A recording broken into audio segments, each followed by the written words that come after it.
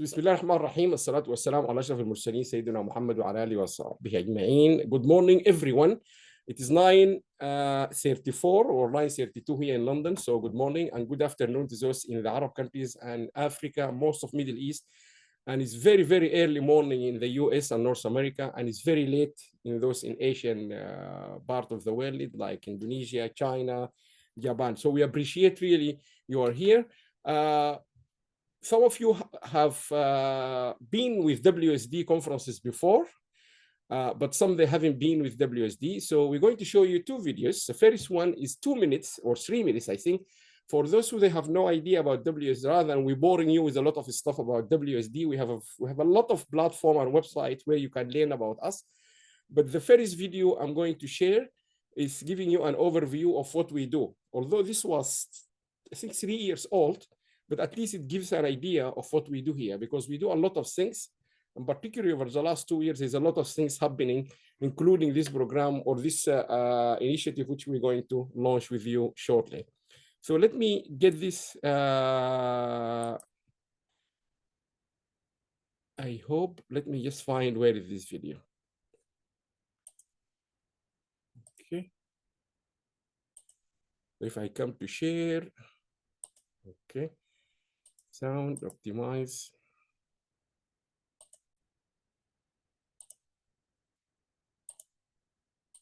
Just do a few things. This video gives you an idea of WSD and what do we do.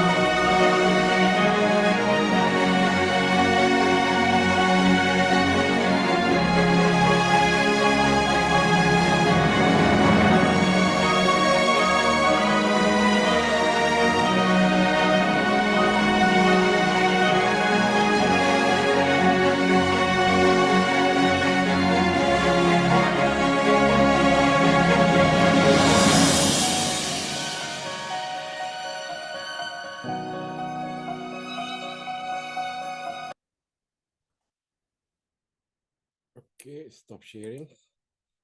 So good morning and welcome again. This is our one of our conferences dedicated to the Arab countries. We have a lot of tracks. We work very much in Arab countries, in African countries, across the whole world. But just a very brief background. We started in 1999. Our aim at that time, I call them the old generations. I was the young at that time. I'm still surviving. I'm not saying young, but our aim at that time is to try to produce or to edit or to publish a journal which links science, technology, and sustainable development. That's what brought us together from Iran, from America, from Saudi Arabia. The founding people, that's exactly what we came to meet in London in 1999, then 2000, 2001. The idea was to link science and technology with sustainable development. At that time, more than 26 years ago, people talking about climate change as if it is something technical or mechanical and you can solve it technical or mechanical. We argue it, you can't solve it by mechanical or technical, or you just go to the engineering department because you need behavior, political science, you need political leaders to change and so on. And the example we have given before was the plastic bags. In order to reduce the impact of plastic bags, no matter how you charge them. Now in the UK, we pay 50p. I'm sure Janet will agree. 50p it's still not working. So charging people is not going to stop, but behavior will stop that plastic bag from being thrown. So this is our approach. Then people start saying we can't travel Alam, we need to make a conference because people, they can travel. Then we've been told in order to travel, your dean needs you to travel there for 3 days. And then we started organizing the conference. Many people came from India, South Asia, Latin America, Europe. And then the story went on and on. Then the journals, Alam, they have to be scoped, they have to be high ranked so people can publish.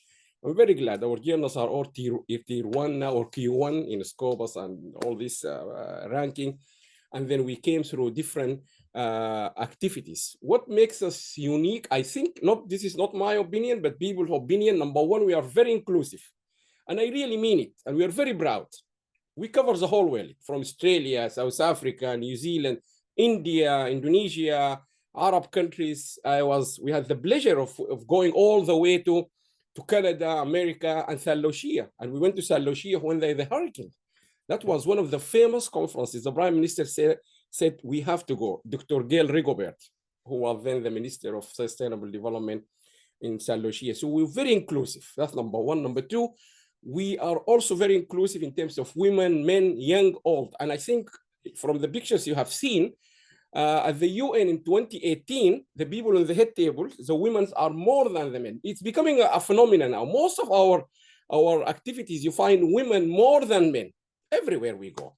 And I think we just be lucky. I'm not saying we have done more work than others. We're also very keen on youth and young engagement. I can see, for example, Aladdin from Tunisia, Germany, he's now joining us.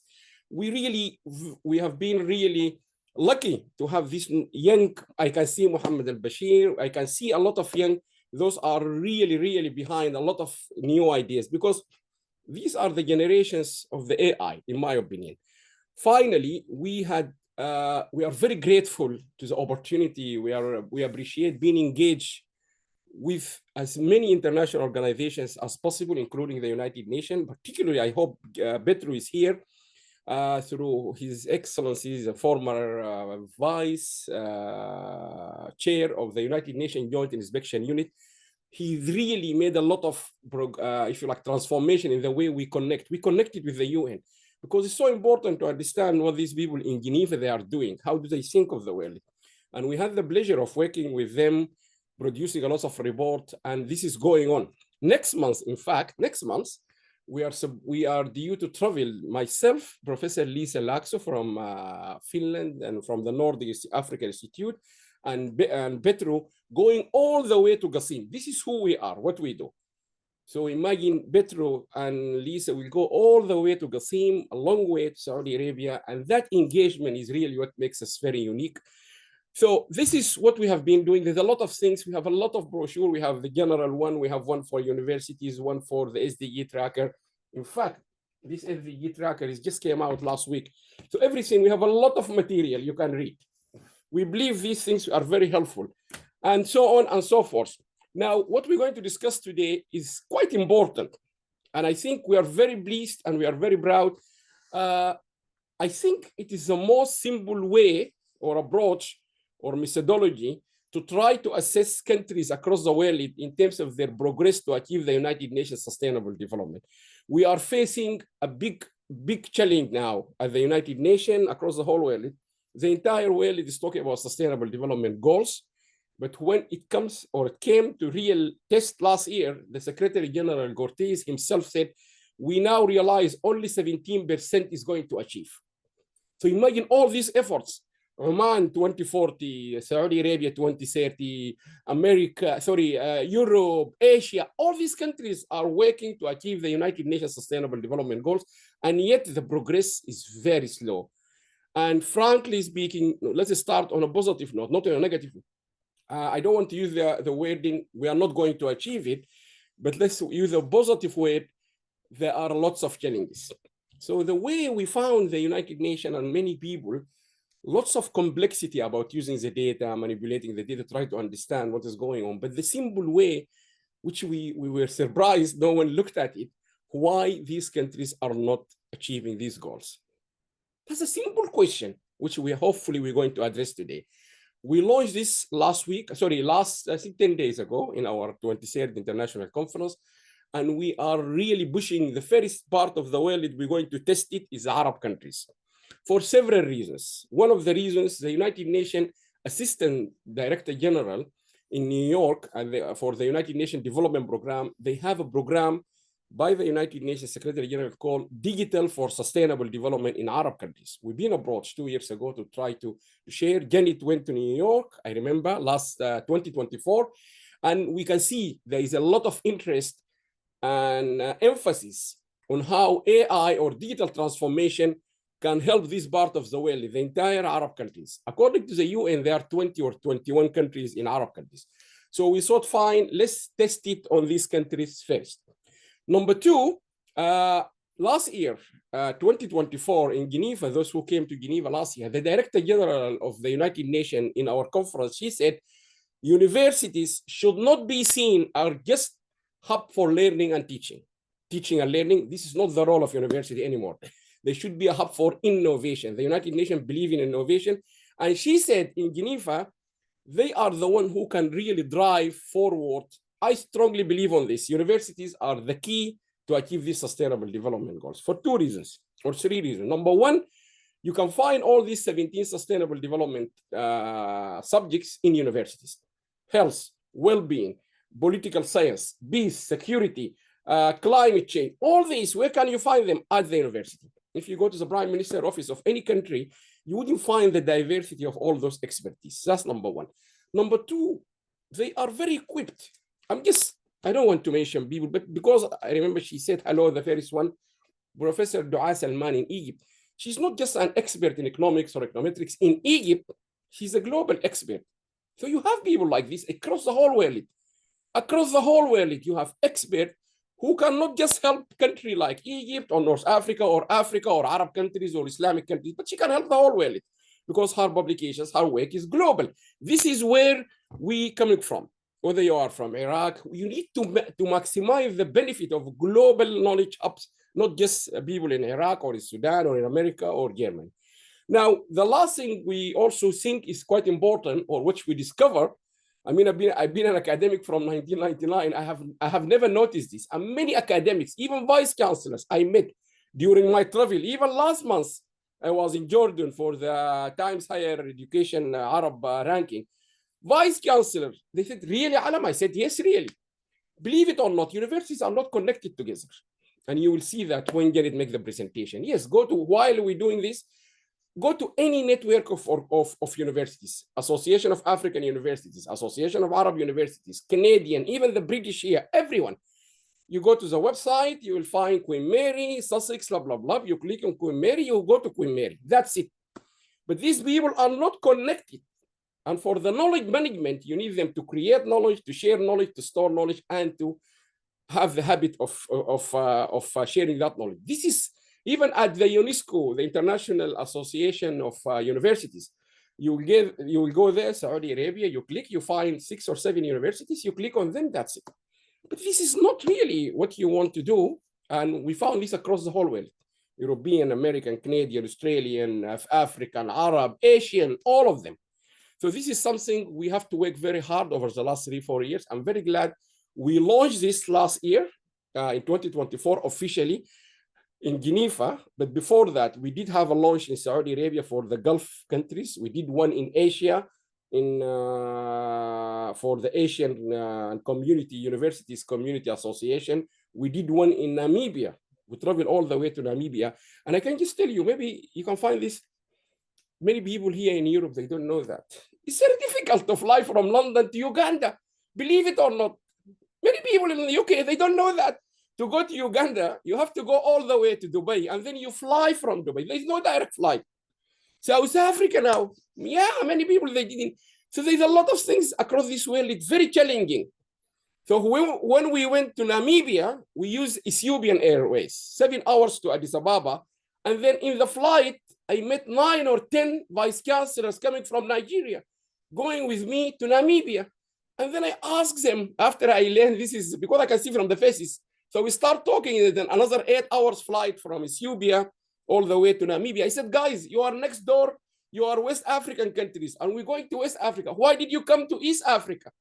To go back to West Africa. They said to me, Alam, this is the shortest, best way of flying. Yes, this world is very complicated, by the way. So the Nigerians, they have to fly from West Africa by Ethiopian Airlines to go to Ethiopia, East Africa, and then they fly back with Alam and those who are coming from London all the way to West Africa. It's so complicated. I went to Uganda. I never thought there is no direct flight to Uganda. Yes, from London, you can't fly directly to Uganda. You have to go. I went all the way to Dubai and then another 5 hours to Uganda. So this is a lot of things. We are not connected the way you think. The only best way to connect us is what we call a digital transformation, AI, and so on. So now we need to go. I think I gave enough in the introduction. So we're going to our program today, number one. I'm very pleased and I'm very glad we're going to have 10-15 minutes maximum, maybe 10 minutes, to give you the theoretical concept behind each of these platform or initiative. We will start with the SDGs tracker, where we evaluate all the United Nations countries' sustainable development goals.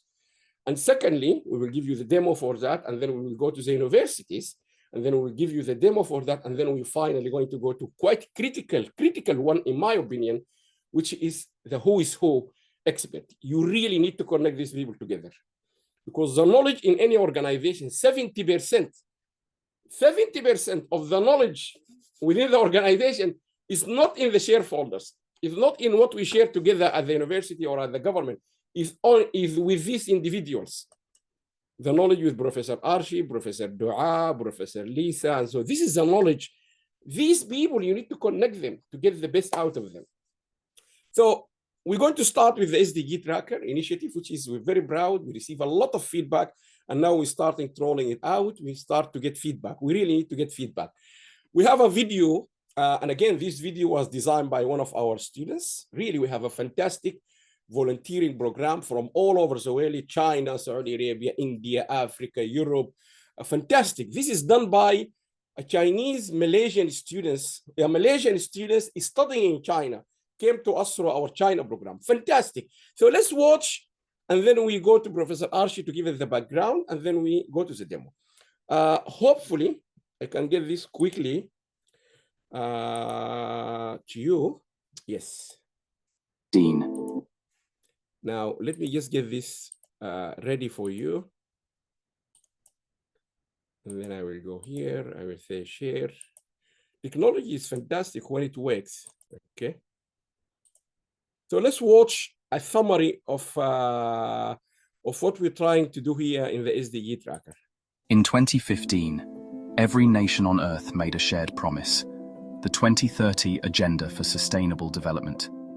17 goals to end poverty, protect our planet, and ensure prosperity for all. Each year, countries share their stories through voluntary national reviews, or VNRs, to reflect on progress and lessons learned. Yet behind these numbers lies a challenge.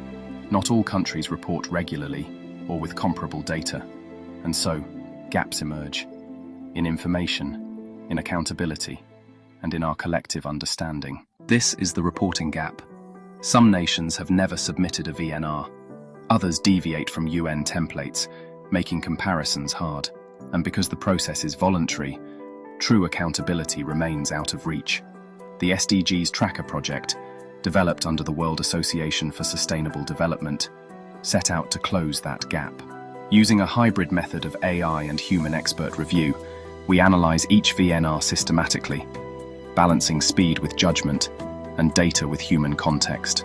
Our analysis is anchored in 5 pillars and a standardized scoring system for all 17 goals, a framework that turns diverse reports into comparable insights. The findings reveal a mixed picture. Progress in health, education, and gender equality is real. Yet inequality is rising. Climate commitments lag, and data systems remain weak. Our research shows that data is transformative when shared and trusted. Countries that learn from each other advance faster, because good reporting is not the goal, better implementation is. This project is about more than documents. It's about people, about staying on track with our shared promise for 2030, and reminding the world that no country is alone. Explore the SDGs Tracker platform to see the data, discover the trends, and join the global effort for a more sustainable future. In 20... Okay, so we need to get rid of this YouTube so it will not disturb us. Okay, let me just make sure before I hand over. Now, I'm going to pass you on to Professor Arshi Naeem. Professor Arshi Naeem, I know she's very humble, but a few words about how she's top academics, but not as a pure academic. She's a top researcher, really. By the standard of the Scopus, Stanford list of top 2% cited scientists, blah, blah, blah. She tick all of those ones. But she's a very true insight. She's one of the best, really, in my opinion. And she's currently leading our new Institute on Sustainable Development, which is called London Institute of Sustainable Development. She's academic director, but she's going to give us an overview of the concept and the methodology we used in order to produce the result, which we're going to show you theoretically and practically. So you're the first people to see it really in both. So Professor Arshi, the floor is yours. Let me just make you co-host. So you are a co-host, Professor, now, and I'm going to make it ready for you. Where are you, Professor? Professor, can you hear me? You can share your slides. Yeah, I can hear you. And here I go. I have shared my slide, and I will make it in the presentation mode. Yes, please, and go ahead. Yeah. Yes. Yeah. Hello, everyone. Good morning formally to everyone here, and I'm very proud and feel privileged to be the part of World Association for Sustainable Development. Now, this comparative analysis that I'm going to present in front of you will give you a complete scenario of the Arab countries and their contribution in the Sustainable Development Goals. Sustainable Development Goal progress across the Arab countries, and we have done a regional comparative analysis based on their performance on SDGs 1 to 17. I am Arshi Naeem with you. We see that in 2015, United Nations has adopted 2030 Agenda of Sustainable Development Goals, and it is addressing 17 goals, and which should be a universal framework to address global economic and social challenges. I think I missed. Okay, let me share it again. I just missed it.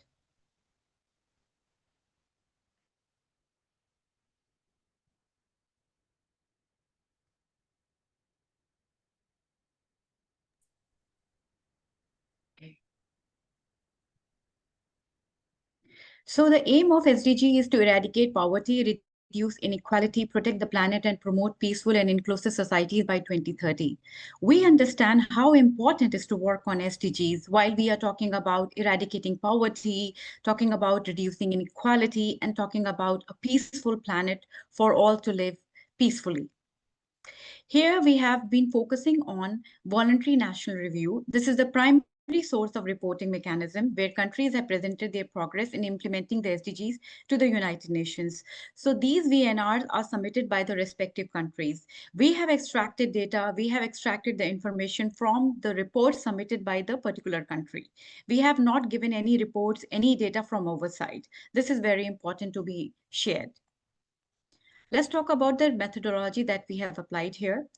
We have used a comparative analysis for Arab countries using their VNRs, as I told you, as a primary source of data. And the sample is including from the year from 2018 to 2025. We have seen that these 21 countries have submitted their VNRs from the time span from 2018 to 2025. And all these data, since I have been extracted from VNR documents, national statistics reports, and UN database, we didn't have to have any privacy issues. So everything is already available publicly for the national endorsement and for the credibility, for the comparability, and that was the reason we did not have any conflict of interest in this research. Here you can see the nomenclature of 17 SDGs. So we start from no poverty, zero hunger, good health and well-being, quality education, gender equality, clean water sanitation, affordable clean energy, decent work and economic growth, industry innovation and infrastructure, reduced inequality, sustainable cities and communities, responsible consumption and production, climate action, life below water, life on water, peace, justice, and institutions, partnership, and means of implementation. Many of us already know about the nomenclature of these 17 SDGs, but it was important for me to notify again. Now, based on that, we have completed the comparative analysis for Arab countries. We have divided this table into two parts, A and B, to showcase you that how these countries are performing on various SDGs from 1 to 17. These scores are given to the countries based on the report that they have submitted. This is very important to be notified again. We see that the Qatar has achieved one SDG, SDG 1, and scoring 5, which is you can say the full score, and rest all the countries could not. Even Oman did that, but rest all the countries could not do that. So this is, you can see the scenario of scores of SDGs from 1 to 17 for Arab countries. Many countries you will see that they are at 0, which means that they have not progressed anything. But again, it is important that they did not get success. However, they tried to focus on that. In the country called Somalia, you will see that I have mentioned not done, which means they did not do anything, rather did not focus on these SDG, for example, SDG 10, 11, 12, for example, 17. So they did not even, you can say, address these SDGs. Scoring is completely a different situation. Let's take a quick look on the comparative analysis. The average score, we have used average score here as an indicator for national progress, reflecting the performance of economic, social, environmental, and institutional dimensions of sustainable development. The average score of each country was calculated by using the formula of average score, because we have 17 SDGs, where SI is representing the score assigned to each SDG, ranging from 1 to, for example, 5 as the highest progress. Here we have a very nice overview that you can see about the comparative analysis of Arab countries. Based on this analysis that we have from average score, we have given the ranking to the countries based on what did they achieve out of 17 scores. So all the 17 scores are given, you can say, average out of 5. We see that Qatar is ranking first, having 3.94 score, strong progress on SDGs. They have advanced governance, infrastructure, and social services, followed by Oman, which is 3.82, taking second position. And they have a balanced performance like steady reforms and sustainability initiatives. Let's go to the extreme end, which we have, for example, Syria and Somalia, where Syria is 0.88, coming to 19th position because of the war results, extreme low SDG performance, and Somalia due to, for example, climatic conditions and again for internal conflict. I also would like to mention Sudan, which is 1.53 average score, taking 17th position, and it is having severe conflict, institutional collapse, and economic crisis dominant outcomes. But this scenario is not giving a complete picture. We have some more things to be analyzed. This is only explaining you that, or explaining us, the performance of Arab countries in meeting SDGs. We also have to see a very important point. Oh, this is the figure here I have shown you in the form of figure to see that how these countries are showing. For example, Qatar on top, then Oman, followed by UAE. Saudi Arabia is also doing very well. And then we have, for example, some middle tiers countries like Egypt, Kuwait, Morocco. And at the end, we have countries like Sudan, Yemen, Syria, Somalia, which are not performing very well. So this figure is giving you, you can say, a pictorial impact of seeing the comparative analysis. What were our key observations here, apart from seeing their performance on SDG? We have also seen the timeline of submission of VNR that focuses their initiative in the contribution of SDGs. We saw that the timeline reveals the engagement intensified from 2021 with pronounced peak in 2024. However, we have just already mentioned that it was from 2018 to 2025. But the year from 21 to 24, we have the major submission of VNR. So this is also explaining that the period of COVID-19 also explained a great emphasis of international SDG accountability and reporting, where many countries have come up. Early submissions like 2018 and 2020, like countries like Lebanon, they were concentrated among smaller groups of countries. And then they were reflecting a regional participation. Here you can see the timeline. The Lebanon is coming at 2018. This was the last VNR submitted by them. And until 7 years, they have not submitted any VNR. So this is also clearly focusing their work or their contribution in SDG. So as we have seen in the video that these are voluntary contributions. So these countries are not mandatory or they are not, you can say, accountable to submit their VNR. However, as per the United Nations, all the countries should come together and submit their progress to see that what will happen in 2030. We see countries like Sudan, for example, although it is in the war zone, although there is a conflict going on, but Sudan was able to submit its VNR for the year 2025, showing the initiative, showing the contribution to the Sustainable Development Goals. We have Qatar and Iraq also submitting their VNR in year 2025. So this timeline also reflects the contribution of Arab countries towards SDG. Now here we have a composite SDG scores that we have given as per the scores given for the SDGs from 1 to 17. You can see clearly that Qatar and Oman, they are taking the composite score as the same, which is 64. And completion rate is also showing the same, which is 75%. Because most average scores they have received is 4 out of 1 to 5. We see that Qatar is on track 71%, whereas Oman is little bit leading as 76%. But this is again not giving the clear picture because Qatar is having more contribution in the average score, coming up as the first country or the, you can say, ranked first in the Arab world. And this is the reason clearly you can see when it is mentioned that it has achieved 18%. Let's see about Saudi Arabia also, which is one of the favorite countries in Arab world. It is showing, for example, 55% of composite score, 65% completion. But when you talk about the achievement, it is showing 0%. So this table is giving a clear scenario, clear evidence for all the Arab countries that how much they have to work together to meet the target or to at least reach to a reasonable target and make their contribution in sustainable development goals.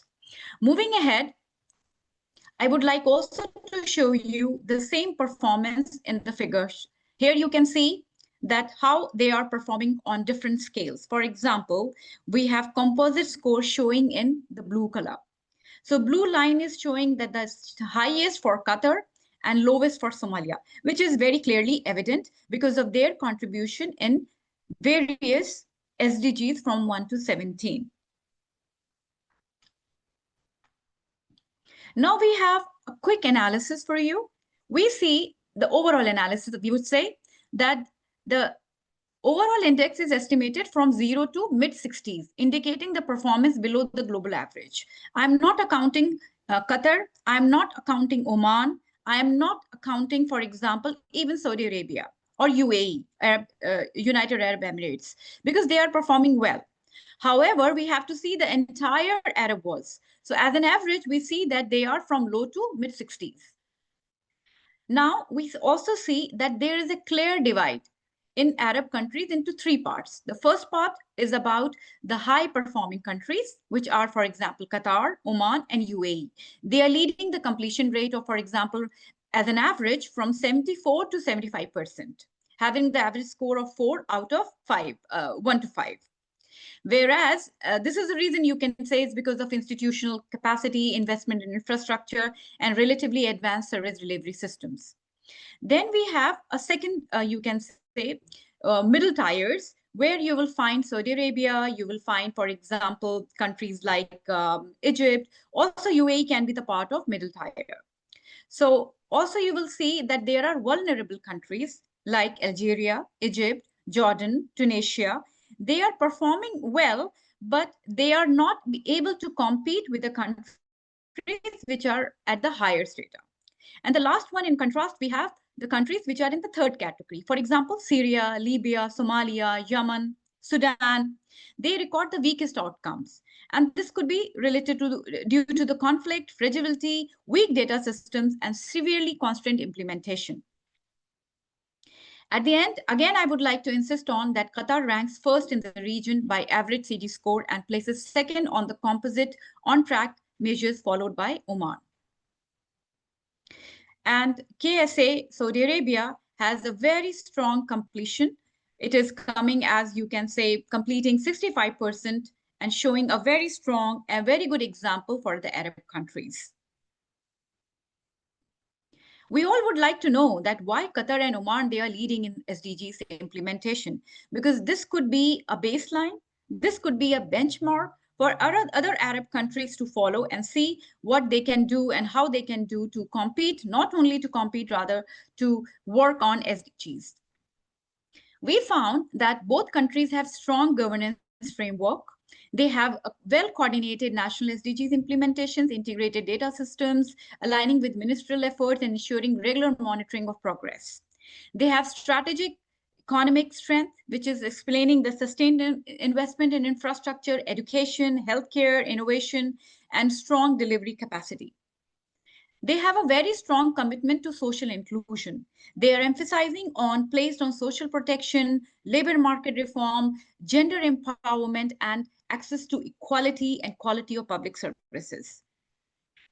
They are very ambitious countries regarding environmental sustainability. Both have advanced renewable energy deployment, improved water management, and promoting sustainable building standards. And finally, we also see that they are having very active global partnership. And this is reflecting their contribution towards sustainable development goals. I would like to mention here that Saudi Arabia is also focusing on active global partnership and environmental ambition by various projects presented in 2030 vision. Now, these are our recommendations based on the VNR submitted by all these Arab countries. We identified a common recommendation that we can make from our side, being the part of World Association of Sustainable Development. We identified few focus areas, which are economic diversification, institutional strengthening, social equity, environmental resilience, conflict recovery and stability, and regional cooperation. So when I say economic diversification, we are more focusing on that expanding non-oil sector. Most of the Arab countries are depending on oil sector. We all know about it. So if we can talk about renewable energy, manufacturing technology, knowledge-based industries, then there is a good opportunity for Arab countries to meet SDGs. Institutional strengthening is talking about the transparency in data quality governance, international ministerial coordination and SDG implementation. Social equity explains the increased investment in education, gender equality, health systems, and comprehensive social protection programs. Environmental resilience, we explain that we need to set up a renewable energy deployment, enhance water conservation, and strengthen climatic adaptation and mitigation pressures. By conflict measures, we have to give priority to peace building, building up the infrastructure, reconstructing them, talking about the conflicted areas like Iraq, Libya, Sudan, Syria, Yemen, Somalia, and help them to redevelop, help them to restructure their educational institutions, health services, social equity, overcoming the gender equality, and peace and prosperity. And finally, regional cooperation. This is, I would say, one of the most important salient features for the Arab countries, that all the cross-border initiatives should be taken together. Joint SDG monitoring system, collaborative development, moving shoulder to shoulder, hand in hand to meet the objectives of sustainable development goals and let other countries also to grow in the same lines. With this, I would like to conclude that the overall assessment of SDG performance across Arab countries shows a mixed picture. However, a notable achievement also with the persistent structural challenges. We see that Oman, Qatar, and UAE, they have demonstrated a strong outcomes through effective governance, strategic investment, comprehensive social policies, and many other countries continue to face economic constraints, environmental pressures, institutional weaknesses, and slow progress. But at this point, I also would like to notify that many countries, even they have achieved SDGs, but their submission of VNR are not the year in 2025. And UAE is, for example, one of the examples. However, Sudan is not doing very well, but they are contributing. The country is contributing in SDG. The country, even in the war zone, even in the conflict zone, the country was able to submit the VNR. This is also showing a good initiative. So we must appreciate such initiatives, even if they have not scored at par with these countries. We have fragile and conflict-affected states, in particular, requiring sustained international assistance to restore core services and rebuild governance system. And we see that SDG is not a short-term project. It is not a one-year project. It is an ongoing, a continuous learning, a continuous development, and continuous, you can say, efforts making, where there has to be a long-term commitment to these priorities. And this is very essential and very important for all the Arab countries to look for the resilient and sustainable future where all the countries can live together and no one is left behind. Thank you very much, all of you, for coming together for this major cause of taking an initiative for sustainable development. We are open for the questions if we have. Thank you very much, Professor Ashi. Fantastic, fantastic presentation. And I know there is more to come about this research we are doing. Really, I think this is just a screenshot of a sample of 21 countries. But just let me re-emphasize before I show you the demo of how our application is working and how easy it is. I would like to repeat 6 points mentioned already. Number one, the data you all researchers or scientists here or academics we are using here is a government data. So we are not doing any literature review. We went to the UN. The UN, they have a hub called High Level Department of the United Nations in New York, where countries, they submit their VNR. So any report, I'm going to show you in the demo now, it's a government report.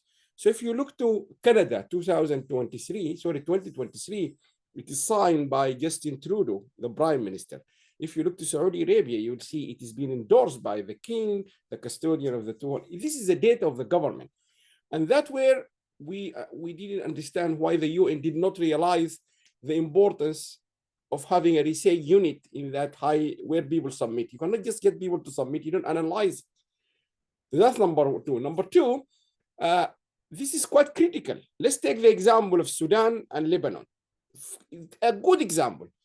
Lebanon only submitted one report in 2018. So if the Lebanese government now said, Alam, you're doing fantastic work. I have a lot of friends, colleagues from Lebanon. Can you help us? Fine. But if we go and read the VNR of Lebanon is 2018. Imagine 6 years. Even Lebanon went through wars and many things the same like Sudan and others, maybe less catastrophic than Sudan. But imagine you as an academic, as a student, are you going to rely on a data on 2018? Lebanon submitted 2018, Algeria 2019. But if you give me reports up to 2025, like Sudan, Iraq, Qatar, I can give you my insight. I can do my analysis. That's quite a critical thing because there's a lot of changes going on. Lebanon in particular, for example, is a country went through war and many transition. I'm sure you remember last year during the Gaza war and so on and so on. And it's an ongoing problems. So this is quite critical because the UN is not enforcing anyone to submit. And now let me give you the big surprise. I know even people at the UN, when I mentioned this in Geneva, some people, they said, really? Because no one actually went and looked. Can you imagine the United States of America never submitted a report? Can you believe that? The high-level department of the UN is sitting in New York. And in New York, the United States of America never submitted a report. While you look at Qatar, Bahrain, Oman, Sudan, they submitted 3. So that's the big question for the United Nations. The big player, the big player, the big conflict we have in climate change is happening between China and America. America never submitted a report. China submitted only 1 report. If the big players on this planet, on everything we do, they are not taking it seriously, the United Nations have to answer that question, not us. Now come to countries like the United Kingdom, our country, only 1 report, 2019. So hopefully, we will present this at the parliament. Yes, we are very keen to go to the parliament here. And we will say to them, guys, we want you to answer us. We voted for you. Only 1 report, 2019. What's going on? United Kingdom. Saudi Arabia submitted 2, and they are submitting the 3rd one now. Sudan 3, Oman. And this is just the Arab one. There's other countries. What is going on? Germany submitted 2025. And we always compare ourselves with Germany, France. We are a big player in Europe. What's happening? So this is all things you need to take them very seriously. The UN now is in shock really about these findings, although this is all available public domain. And number 4, and this is pure academic. When we submit, Janet is here, she will remember at the time with Sussex, there is a deadline. Guys, students, every student, you have to submit your assignment by the deadline. Why the UN is not giving deadline to countries to submit every year? Imagine talking about a country, Sudan, Nigeria, Germany, Finland. Why are you not giving them deadline? This is a country. They cannot submit a report. A country. Our students, if they don't submit by the deadline, they lost. Or we charge them. Secondly, when everyone here, I can just see in front of me, lots of professors here, in your university, there is a template. If you don't follow the template, you might be penalized or you might be rejected. Why are you giving them? If you look to China report, maybe it's, or India report, 200 pages. You go to Iraq, it's 50 pages. How come I'm going to assess Iraq and India if the report themselves? Imagine when we submit an article for publication, more than 5,000, we might reject it just because it's above the word limit. The UN did not at all stop them. And although they gave them a template, what we expect the UN is to say to guys, this is, you are not following the template. Look at a country like Nigeria. Fascinating report of Nigeria. I mean, we are not discussing it today. Nigeria got like 7 SDGs. Nothing, no mention of anything. One of the largest countries in Africa, significant country in Africa. They're giving you a report, 6 or 7 of their SDGs, no mention. It's not about we did well or not well. They didn't mention anything. So there is serious issues facing this planet, and that's why we are hoping you, the academics and the professional, you will join us in this journey to do. Let me quickly now show you the platform we created to make it so simple for the United Nations or for anyone to understand the situation. Let me open the, where is it? SDG tracker, okay? So now I'm going to share with you. This is what we did. And again, I hope he is live with us, the person who is leading on this. Fantastic, fantastic, very clever, very smart, genius. Komar Goraf, he's going to show us, he's a fantastic guy. He knows what to quote. We tell him what we want to see. And then, so what we did, we created a page for every country. And they are now sitting here alphabetically. So Algeria before Bahrain, Bahrain before Brazil, before Canada, blah, blah, blah. So if we, let's take Canada, for example, as an example, the Canadian. So eventually we will ask the country to select the picture they want, but this is just to show it clearly. So here you can see the overview, you can see the recommendations the country itself have reflected on them, and then the conclusion. And on the right-hand side, we will show you the progress of our analysis. So now SDG 1, which is poverty, in our assessment, Canada scored 4. And the justification for that, you can read it here. And then you have the challenges. We managed to agree with them from the Canadian perspective, and the progress and the solutions. And the things which they haven't, they confirm they have not been able to solve. But more interestingly, here you can see SDGs Canada, comparing Canada immediately with the rest of the world. If you look into quality of education, for example, Canada achieved this goal. If you look through the entire world, this is not Arab countries, entire world. In our data so far, we have 28 countries. We have 70, but we are showing you 28. Now you can see in the entire world, there is only 3 countries from our data now have achieved SDG 4, which is education, which are Canada, Japan, and Qatar. And that is the question, what about Germany? And then you will see, what about UK and others? Then here, you will come to the countries, the SDGs on track. Now have a look. Number 1, we make it very easy. SDG 1, which is critical SDG, who is in track? Only 6. Algeria, Bahrain, Canada, UAE, Germany, and European Union. In the terms of other countries like Qatar, is not on track. They achieve that goal. Now, to compare the European Union with Arab countries, here you'll get a fascinating story. This is the entire European Union. By the way, I'm sure Lisa and others from Europe, they know this, and they have been to Europe to process many times. This is a report, very important report, written by the entire European Union. UK, Germany, France, Finland, Sweden, blah, blah, blah. And if you look to them, the European Union only submitted 1 report. Okay, better than nothing. But if you look to their progress here, if you come down here, they have managed to achieve only 2 goals, the entire European Union. And that is the importance of the work we are doing here. You cannot just take the Arab countries alone if the United Nations or the Secretary General want to understand why these countries is not about Arab, it's about the entire world. The entire European Union have only managed to achieve 2 goals, 9 and 17. And they are on track on only 5. Imagine this is Germany, France, United Kingdom, Spain, Italy, big players in the Security Council, in the NATO, everything. This is the leading countries. Only 5 are on track. And look here, moderately off track. They are 1, 2, 3, the rest of them. Of course, they are not. The good news here, there is no seriously off track or there is no any progress. All of them are progressing. So there's a lot of lessons to learn here. Now, here, we mentioned the challenges they are facing. And in every challenge, imagine here in the European Union, interestingly, one of the challenges facing the entire Europe is flooding. Yeah, I know this sounds strange, but anyone living in Europe, he will agree. We're losing people dying from flooding.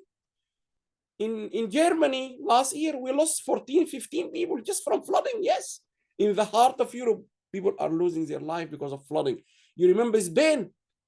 And I keep saying to people, don't just watch TV. You need to take lessons from that TV you're watching.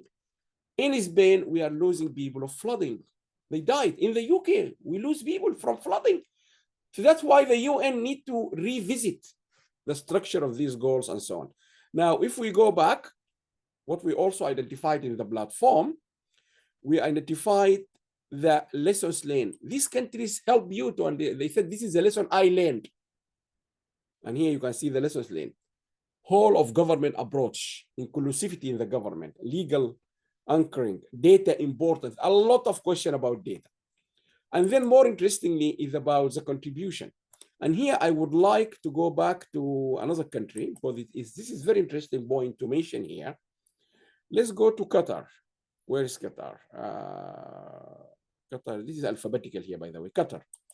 Let's look at Qatar, the state of Qatar, about their contribution. Now, it's very interesting. Can you read number 2? Qatar humanitarian leadership over USD 4.8 billion. Now, Qatar put forward through their humanitarian fund 4.8 billion, billion, okay? More than 90% of Qatar foreign aid, blah, blah, blah, blah. But more interestingly, according to the United Nations agencies, if you can read here, the United Nations agencies, which is FAO, WHO, blah, blah, blah, and international organization delivering SDG. So that fund, Qatar put forward 4.8 billion, help these international UN agencies to achieve some of their goals. If you cross the road from Qatar and you fly to Saudi Arabia, King Salman Humanitarian Center Fund provided, when I was there with the United Nations and even our ministers from here, 2023, the King Salman Humanitarian Fund provided trillions, not billions. But you can see that mentioned somehow or another in these reports. So that's not the failure of the UN or not failure of Saudi Arabia, the country, but you need to have a deep, I have been there. So imagine you comparing trillions with billions. Where are these trillions? They're helping refugees camps, one of the biggest refugees camps in Bangladesh. They help Sudan, they help Turkey. You remember the crisis of Turkey, the Saudi Arabian King Salman Humanitarian Fund supported by billions of pounds. So this is a question. There is a lot of this data need to be analyzed seriously so we can see, and so on and so forth. So if you can see, this is going on and on and on. Now I'm just clicking on one of the data issue. Now the data has been mentioned as a challenge, has been mentioned as a contribution and so on. And Saudi Arabia, as an example, UAE, countries like where else? Many other countries, they either facing a challenge with data. Most Arab countries, they really have issues with data, while across Europe is different. Now, what we did in the platform, we give you a world progress. So you can come here and click on the entire world or Arab countries.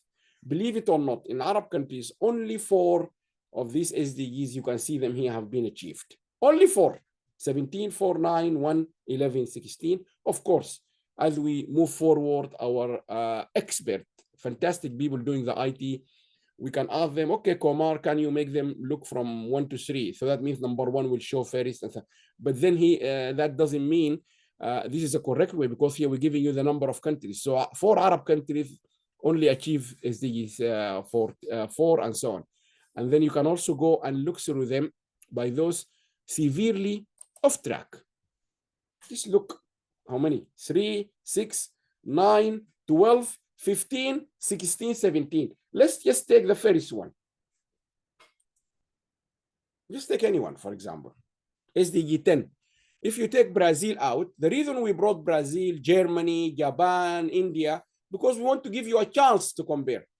So now from the Arab countries, Yemen, Tunisia, Syria, and Morocco, they are severely off track on this target.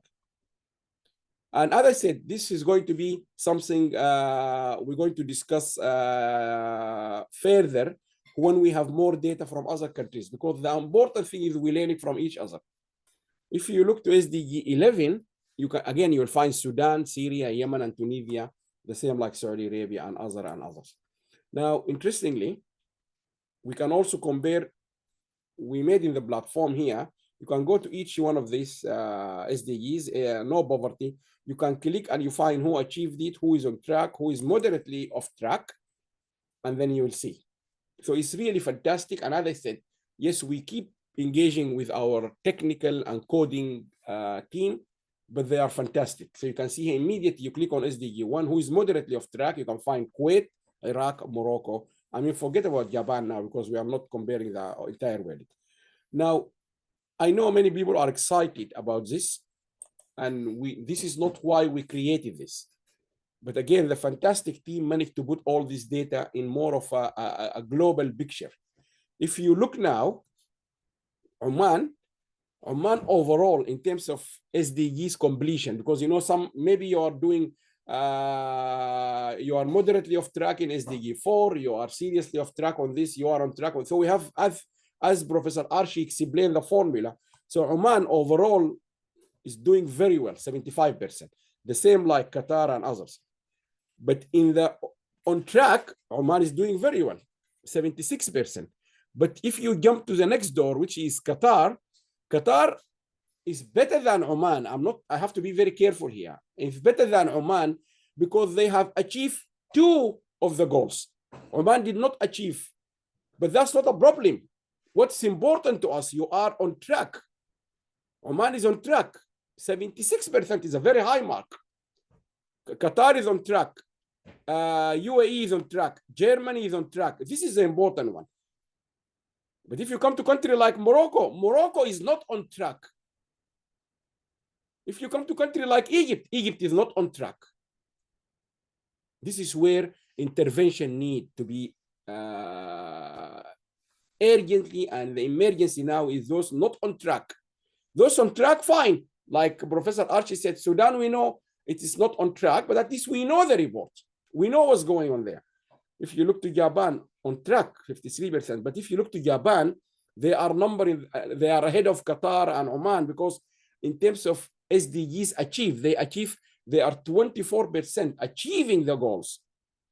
So when it comes to who achieved, Japan will come first. If I take you back to this, that's the beauty, and that's why we need your feedback. We need your inputs. We really wanted to make sure we benefiting with I mean, we did our best, but we need you, the academics. The UN is very much welcoming the academics to contribute. Let's go to Japan, for example.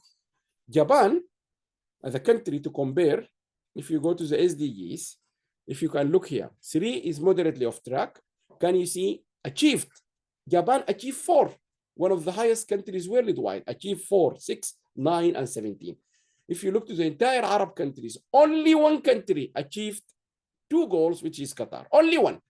Because that means they are not just on track, but they have achieved the goal the United Nations set out for every country.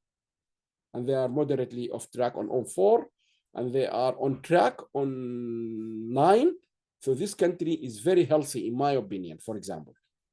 This is the way it works. If we go back again to the ranking, it gives you an idea about comparing countries. Let's go, for example, to where Egypt.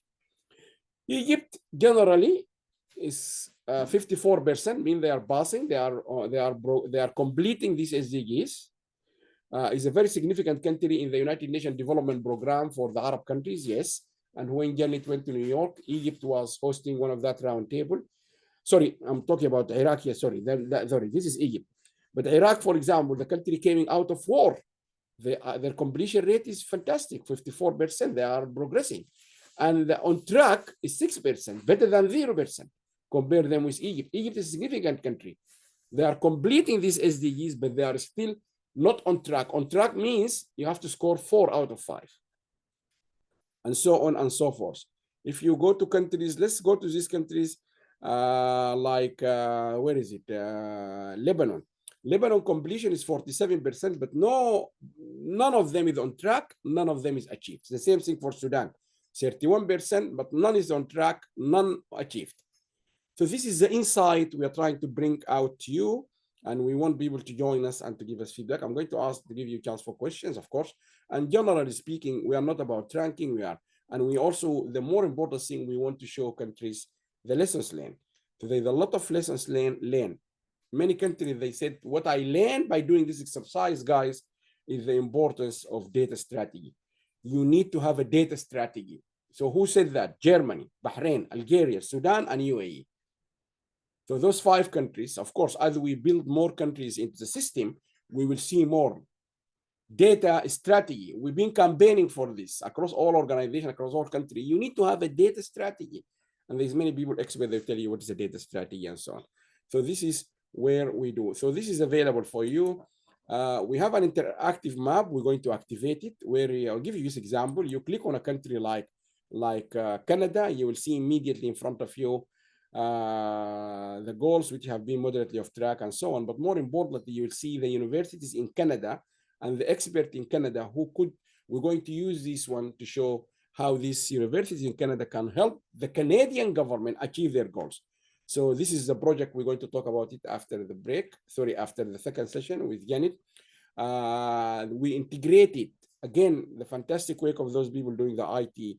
They managed to connect the universities of each country with the SDG tracker. The idea we're going to use and utilize the AI to try to say to Canada, your major challenges you identified in your reports, there are some, imagine Canada. I know many people when I showed them, they didn't know that. This university is called like this. It's a youth university. It's a post-secondary located in history of Niagara, blah, blah, blah. These are focusing on young generations. And many of the countries I mentioned that they have a problem of youth unemployment. Big problem in Arab countries is youth unemployment. We went to Marseille in France, and the World Bank in the Mediterranean told us the big problem in Arab countries, they are not benefiting from the digital transformation. All of them, Saudi Arabia, Iraq, Sudan, and so on. So there's a lot of learning. What we are also, I've been assured last night in a conversation with the people who are going to help us with the AI, they said they will be able to say to the Canadian, your problems can be solved by your own universities. If you don't like your own universities, we can find out from the database the universities in Germany who could help you, or universities in Bahrain who could help you. We will be able to tell you, this is what you can see here, other universities or other experts. And this is really what we have been doing. You can click on the expert and you will see the German expert. Those are based in Germany who can help Germany and other countries, top people. This professor was one of the co-authors in our article. He and Dr. Hassan, they make a presentation last week in our conference in London. So we can say these are German experts based in Germany. We will align them and match them with your challenges, but these experts are also available, which we will show you after the last session. These are not necessarily, just look at this example. Professor Udo from University of Hamburg, he's working with Dr. Hassan Adam from Sudan, doing a lot of work on GAM Arabic. So he's a German, it's a university in Germany, Hamburg, but it is directly involving in a big topic, which is GAM Arabic. 82% or 84% of the entire world production of GAM Arabic is actually in Sudan. So that means this professor from Germany, from Hamburg, can help many countries across the whole world because of his knowledge. So he's not necessarily one from Germany. Look at Professor Peter Heising, very famous, well-known, top expert in knowledge management worldwide. He doesn't need to only be able to send, he's not just able to help Germany, he can help the entire world. Top expert in knowledge management and so on and so on. And the list will go on and go on and go on. This is how we integrated all this together. So I wanted to stop sharing, give you a chance. If you want to ask a question, can I kindly ask you, please make it as brief as possible, direct to the question, direct to the point, because we really don't have much time. And this is just the first episode of this. We're going to explore this country. For example, we're going to do one for Egypt, where we will bring the expert like Professor Dua, and we'll bring people to give their opinion. So if you have a question, please click on the hand and I will give you the chance to ask. I can ask me or ask Archie, or just ask and we will see. We are here more to learn from you. Anyone, any question? Okay, let us go to Benjamin. Whenever I give you the chance, can you kindly introduce yourself quickly and ask your question? So Benjamin Adibisi, can you please go ahead, unmute and ask your question? You are muted, Benjamin.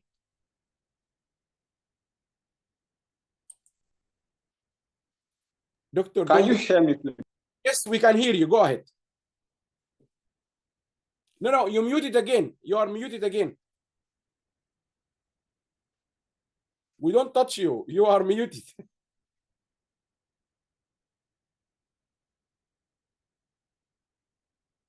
Benjamin, you need to unmute yourself.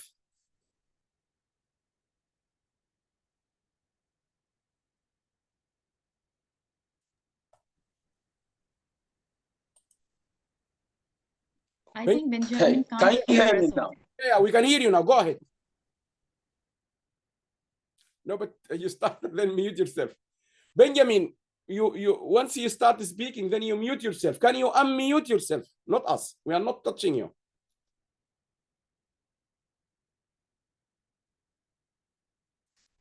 We can hear you. I'm keen to give you the chance, but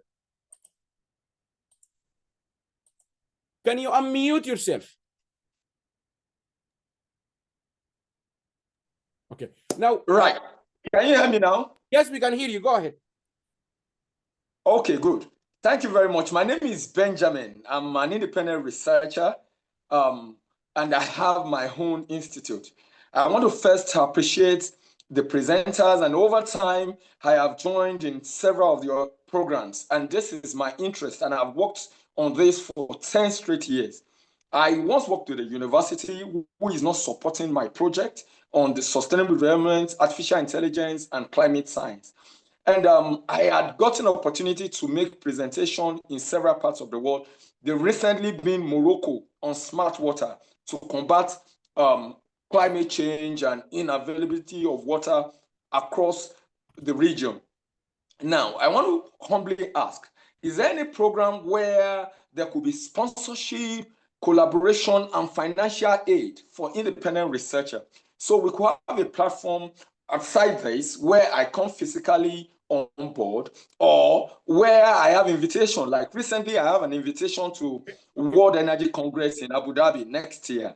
So where there will be sponsorship, and we can discuss and collaborate with stakeholders, because I want to make the academia understand this. Individual governments of this land, they have their own programs. They have their own programs which might not align with the Sustainable Development Goal, which they had budgeted their resources on. I wouldn't know whether you are getting me right. They had budgeted their resources on the individual. Yeah, let me answer you because we need to go. Now, WSD is a non-profit organization. This project, we did it from our own work. Really, all these people have been working very hard. We have a lot of volunteers. But our next step, we're going to submit this. We will be looking for funding. And if we get the funding, of course, the idea is to use the funding to enhance and make this better. But there is a long way to go. We don't know. So far, we don't have any funding. We tried this from our own research, mind, people, time. Now, Alauddin Boubacar, can you introduce yourself and ask your question, please? Yeah, hello everyone. So my name is Alauddin Boubacar. I'm working in Germany as data scientist, AI engineer. I'm originally from Tunisia, and I've been working also on SDG Tracker project, analyzing Germany, Tunisia, Libya, Egypt.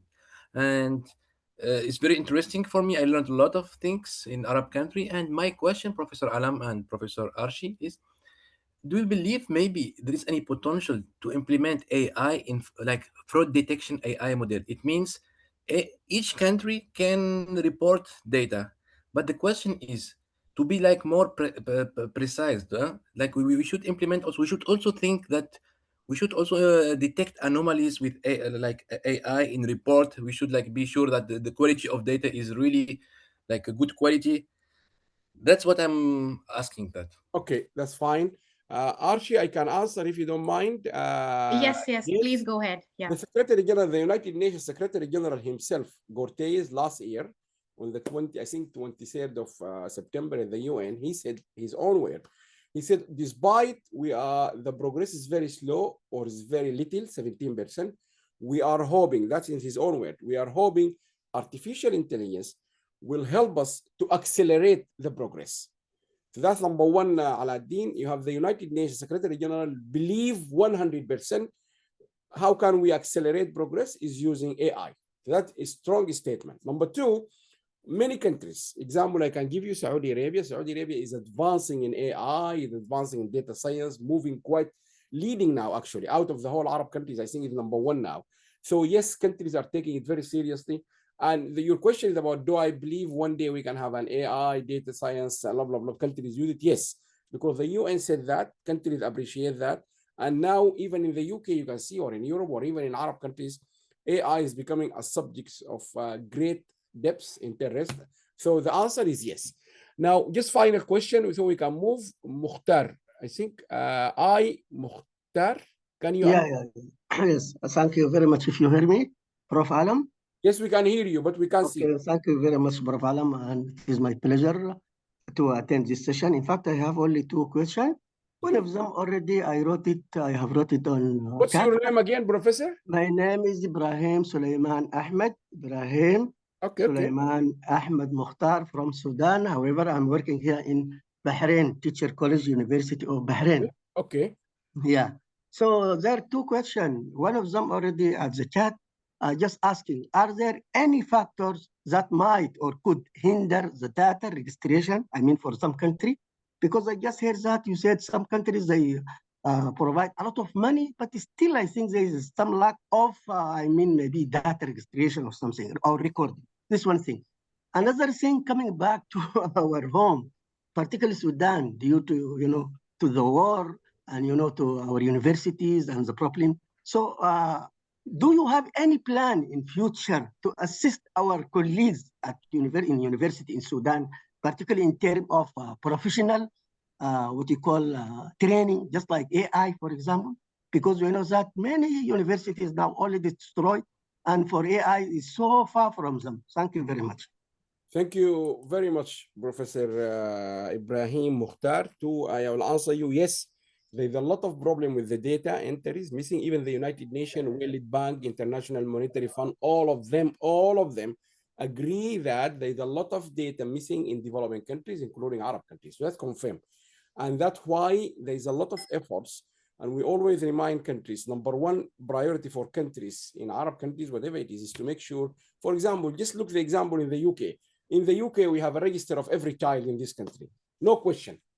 You can't survive here without having, no way. In Arab countries, you may find children on the street, they don't have even a birth certificate.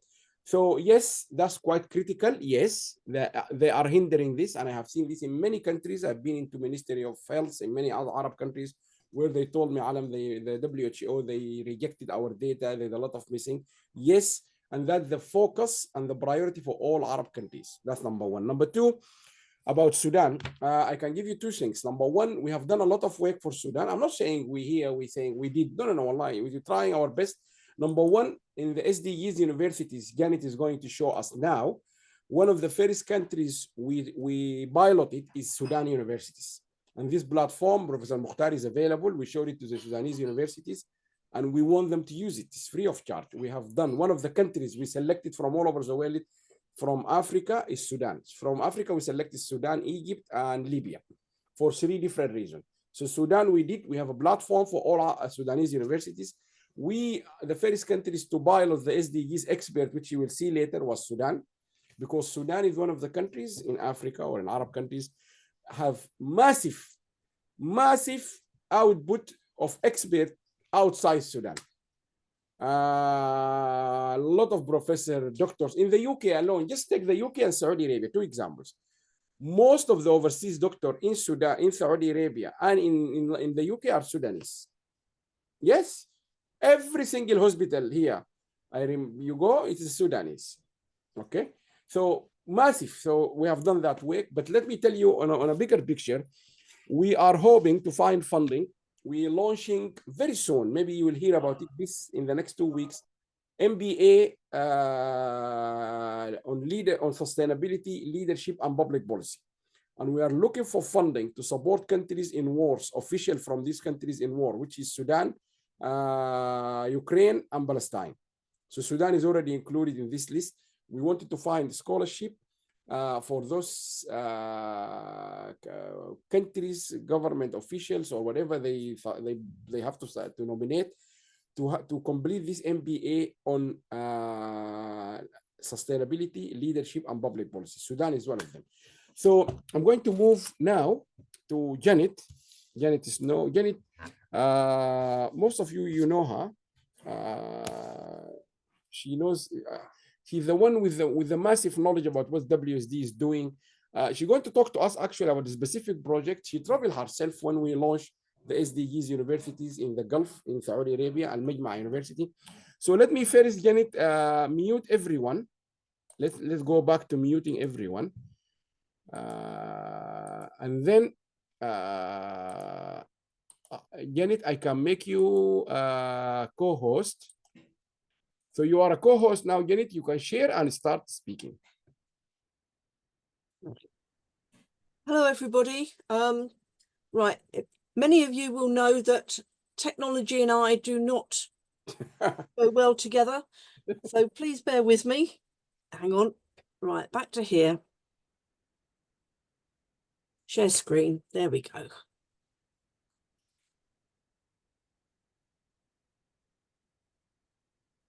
Okay, how are we doing? Just make it bigger and go ahead. Yep, just come on.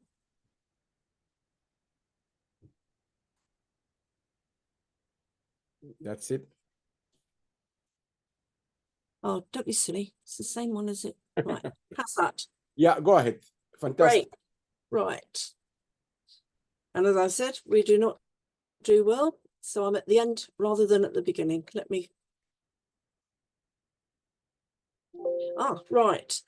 So welcome, everybody. Please bear with me. As I say, technology and I do not go well together. This is a very brief introduction to the SDGs Uni. So that's the Sustainable Development Goals University Initiative. Now, this is something that Alam and the United Nations set up 2-3 years ago, and it's been developed since then. So what is it? It is a platform, a major platform, uniting all the universities all over the world, showing who is working on the SDGs, which SDGs, and how to get hold of people, how to talk to people, how to collaborate. And why is it needed? The simple answer is because there is no such platform. There are many platforms, many university associations in different parts of the world, the International Universities Association, Commonwealth Universities, there's the African Union. The big problem there is when you actually get onto their websites, all they have is a list of the universities who belong to that association. It doesn't give you any idea who is working on what, who is within the universities, how you can get in touch with them. They're okay in their own form, but they're not very informative. If you want to know what's going on, you have to click on every university and then click on a specific person and then click on a different person. And then there's no links between any of them. It is very time consuming, very frustrating, very annoying. SDGs Uni aims to actually prevent that. So the 17 Sustainable Development Goals, all important. I believe the most important is number 17, because without partnerships, you can't do it. You need everybody to join in. You need to know who's working on what. You need to collaborate with everybody across the world. Just because they're not in your country, it doesn't mean that they haven't got the knowledge to help your specific country. So what does it do? World University Rankings. Everybody, when I worked at the University of Sussex, every 4 years we had the research assessment exercise that was renamed many times. People want to know what you're doing, how you're doing it. Are you doing it well? SDGs Uni helps to do that. You promote your own research, your own teachings, your own collaborations. New students want to know the best universities to go to in order to get on. If they want to work on sustainable development, they want to know which universities are best within that actual sphere. The only way they can do that at the moment, again, is to visit every university, read the prospectus, time-consuming, frustrating.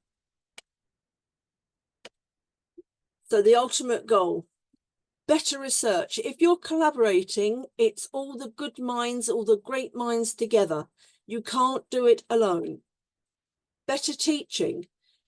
If you can attract the best teachers, then they will lead into the research. Better research also leads to better teaching. And you have better value for money. Everybody working together, if you've got 10 people working on the same thing in 10 different universities, that costs 10 times as much as 10 people working together and doing the research once rather than 10 times. So what we have, you have the main universities initiative, the SDGs universities. You join the SDGs universities, but then you automatically become part of the lower, the smaller portals. So you become part of the African universities, of the Arab universities, of the Gulf universities. There are also platforms within the SDGs for women's universities and Islamic universities. So join one and you get access to everything. So we have one, and this is what Alan will show you later. You can actually go through, you've got your own platforms within the main platform. And to repeat what I said, university rankings, they're important. You need to get there. Students want to get to you. It's an opportunity to achieve the United Nations 17 SDGs because you're working with other people on the same areas. You're not working on your own. SDGs Unis helps you to find people working in your area. You can contact them easily through the platform. As Alan will show again, there's an experts page where you can join. It's so informative, so interactive, so intuitive. And partnership and collaboration. We can't do it alone. We all sit in our offices. Sometimes if you walk down a university corridor, all the offices are shut and there's people behind the little doors all working away. Open the door. Let people see you. This is a way of opening the door university worldwide. People will know what you're working on and how to get in touch with you. Collaborate, talk to people. So what do we get from the platform? It's a feeling of belonging, a feeling of knowing that even if you are sitting on your own in your university, working away, you are not alone. There are other people working in the same area, and using this platform, you can contact them so easily, begin collaborations worldwide. So that's a very brief introduction. I know Alan is now going to show you a live demonstration of the actual platform. It is so worthwhile, so intuitive. Please join us and join in the journey. Share your own research. Thank you very much for listening. Any questions? Thank you very much, Janet. Let me just stop the share here. There we go. And we go back. Thank you very much, Janet. So what Janet just did, there's a lot of videos and presentation we did before, but let me now show you the same like we did with the SDG tracker. We want to show you the SDGs University. Let me just make sure I can go back. SDGs Universities.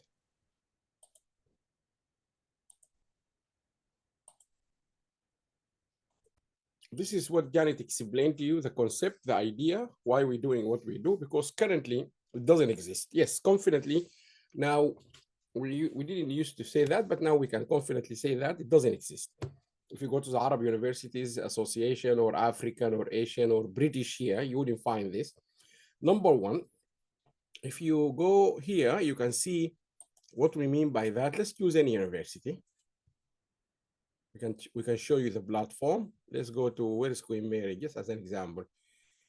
Or let's go to, what is it? Harvard, people like Harvard.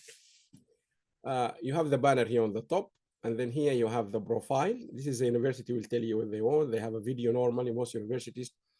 This is important, the courses.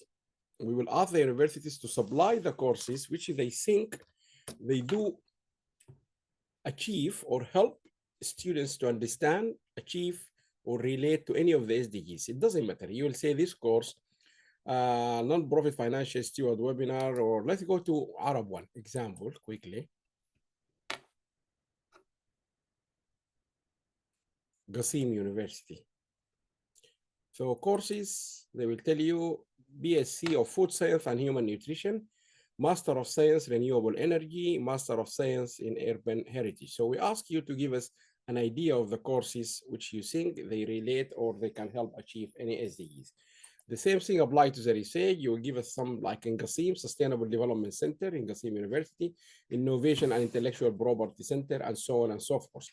And then we ask you to give us some, the list of the publications, for example, Journal of Education and Psychological Science, and so on. I will show you how these work together. And then we will open up for you to choose any of the SDGs hubs. So we have Qasim University contributing to the Health and Wellbeing Research Hub. Here in this research hub, you meet other people, and I will come back to that in a minute. Now, you can go to universities, you can search them by SDGs, you can click on SDGs, and here you choose anyone. Let's choose health, for example. Immediately, you will find all the universities working on this field. So now you have 21, Hafr al-Batin, Qasim, Harvard, UCL, Swiss Federal Institute of Technology in Zurich, Al-Baha, this is in Saudi Arabia, and so on and so forth. This is Nanyang Technological University in Singapore. You can search the universities by SDGs by region. You can go to Africa, you say, I want to see the African universities. And here in Africa, you can see you have all the universities, North Africa, East Africa, Central Africa, Southern Africa, Western Africa. So in North Africa, let's go to Egypt, for example, as an example. Then you'll find the universities in Africa, Al-Azhar University, Hulwan, Mansoura, and so on and so forth. Let me see Professor Dua's university, because we will find Misri University for Science and Technology, possible. So here you will come to this university, you will see the courses, and you will see the research they are doing, Artificial Intelligence Technology Center. And then you see the different events, and then you go to the staff. And then you find the chancellor and vice chancellor, and then you will see videos from the university, you have a gallery, you have an impact stories, and so on. Now, you can also go back to university and take them by association. Some universities are part of the Association of African Universities. So for example, Al-Azhar University is an Egyptian university, but it is part of the African universities.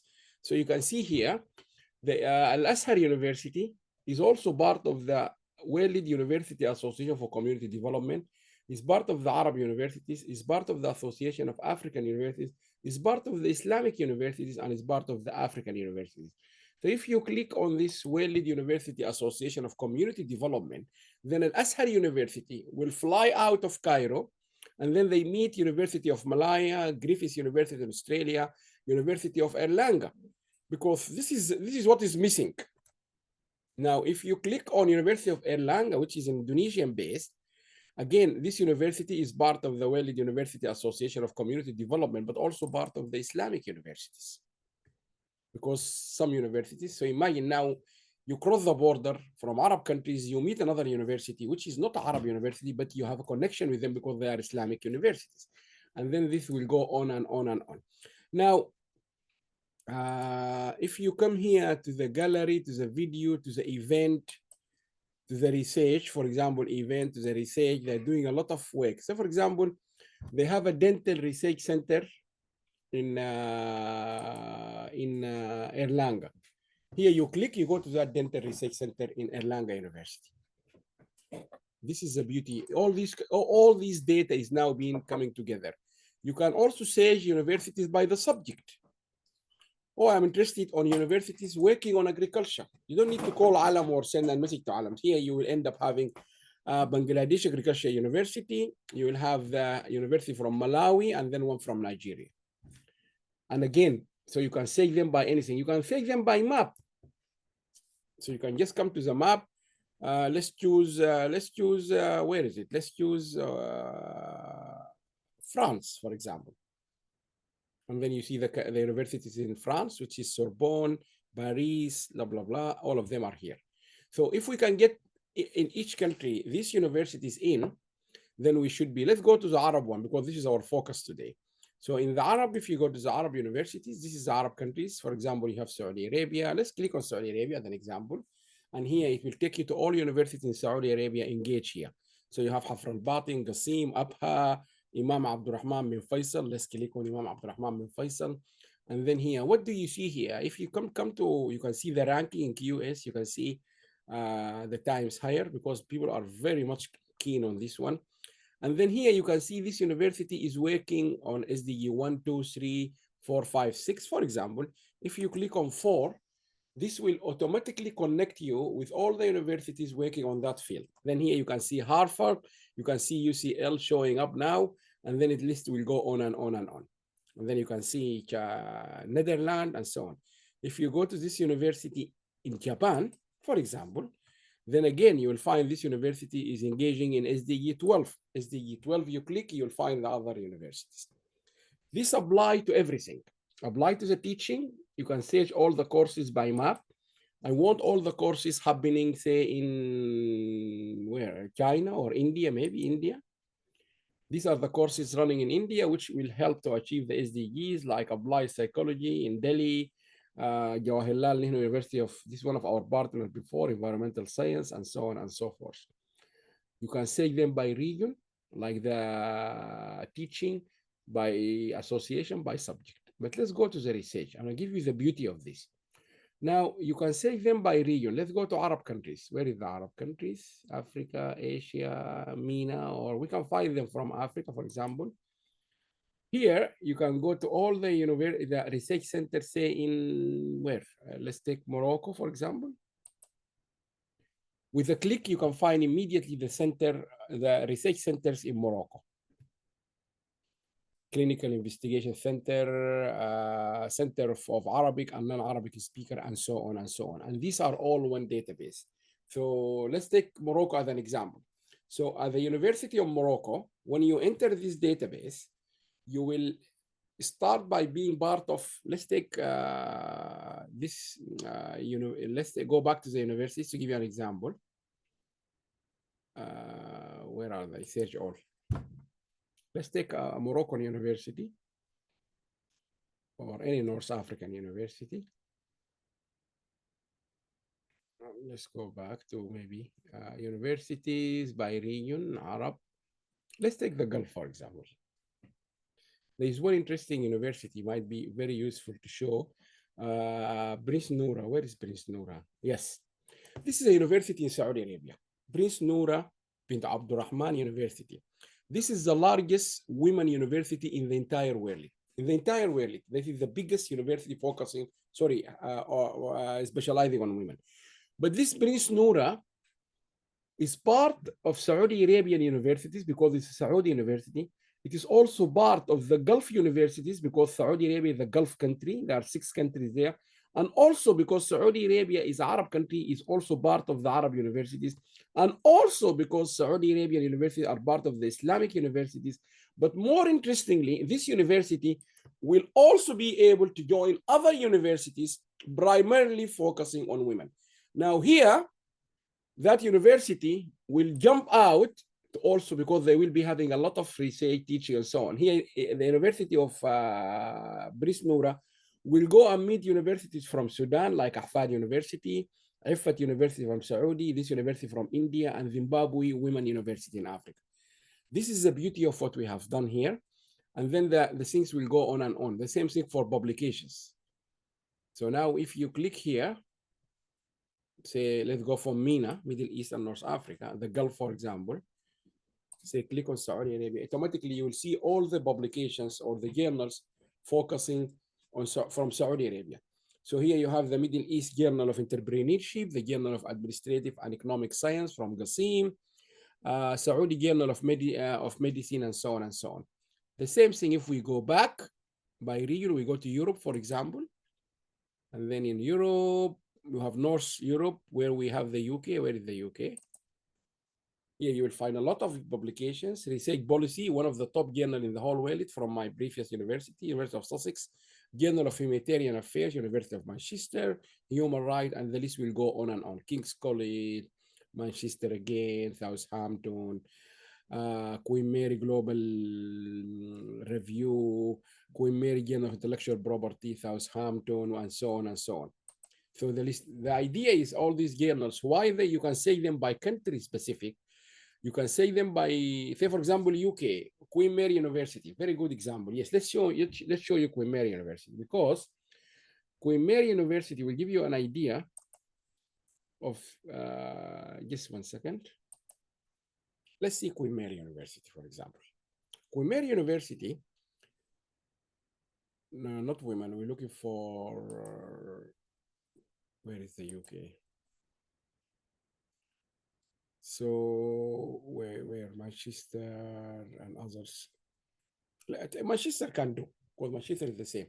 Here we go to, this is a course, sorry. We need to go to the university.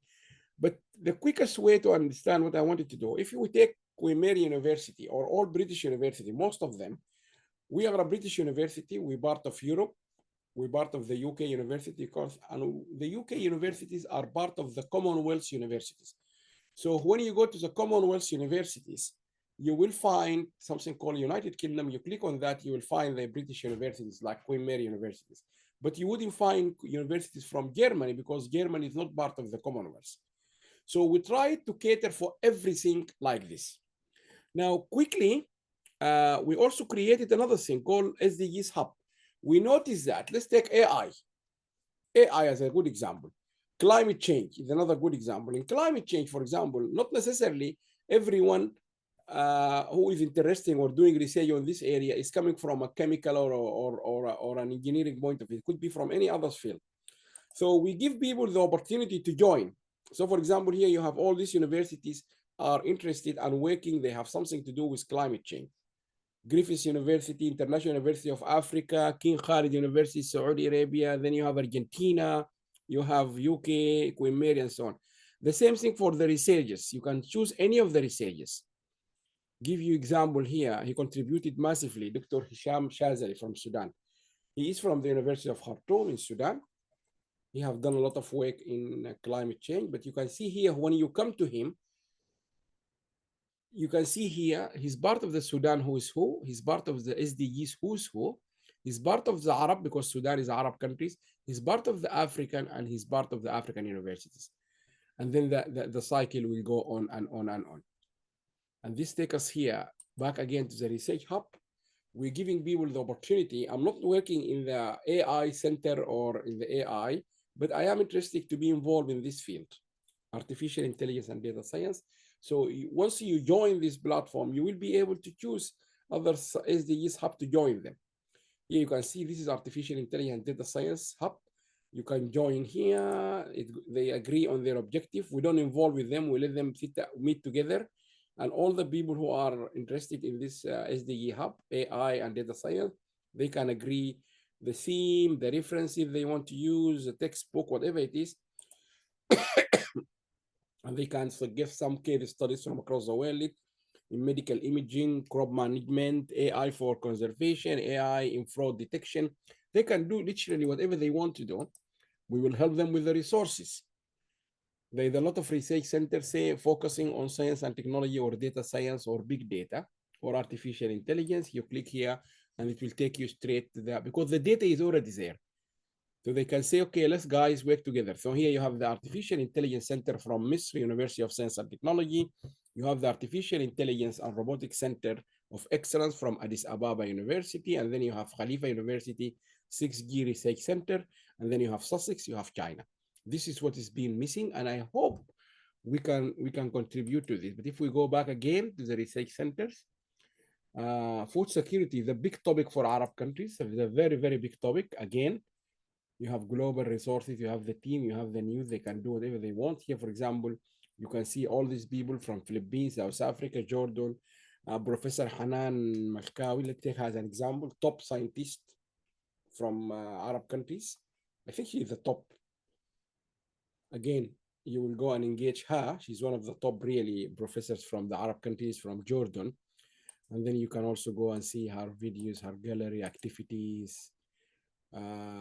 She's a keynote speaker. She came to the women conferences. If you click on women conferences, it will take you to other people who have been involved in the women conferences. Here you can see Professor Beverly from Lebanon. You can see Professor Dua Salman, who is on live with us now from Egypt. Then you see Professor Farida from Queen Mary. You see Professor Emily from SOAS, and then the list will go on and on. One of the top names in women empowerment, Professor Suzanne Madsen, is from Utah in the US, top women. And then you can see her work here. She's already connected and so on. When you are looking at this professor, you can actually click on anything on the research or in, let's go back to her profile. She is specializing on SDG 8. For example, you click on SDG 8 and it connects you with all those universities have identified themselves as focusing on SDG 8. So it is an endless, open-ended platform. Is based on knowledge management and so on and so on. The same thing happened with the impact studies from Saudi Arabia, from UCL, from everywhere. This is the Director General when she spoke in our conference last year, and where she said her statement, the one I read to you earlier, about universities' role and so on. This is from the UN. So it will continue like this. And more importantly, it has no end.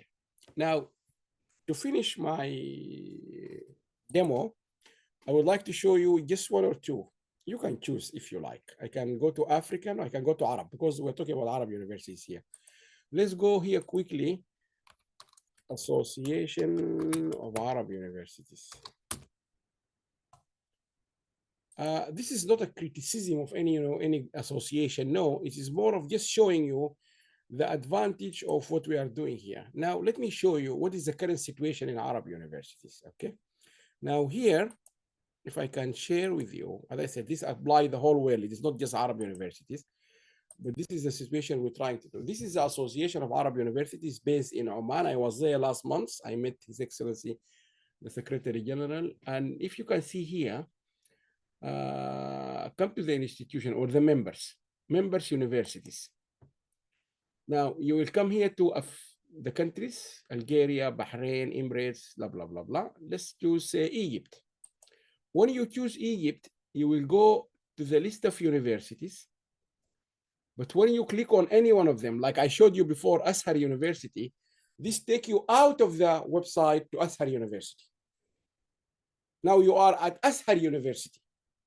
There's no connection here at the back end between Azhar and the others, as I showed you before.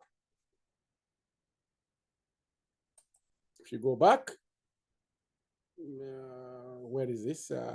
Ain Shams, for example. It takes you out of the platform. So all of these, and I will show you a lot of them. Now this is taking you to Ain Shams University in Egypt. It's taking time, but we can go to other aau.org. This is a phenomenon all over the world. This is what we hope we have fixed, we solved. This is the Association of African Universities. They are based, the headquarters is in Ghana. Again, if you go back to the members, AAU members, the same story again. Member institution, you browse here.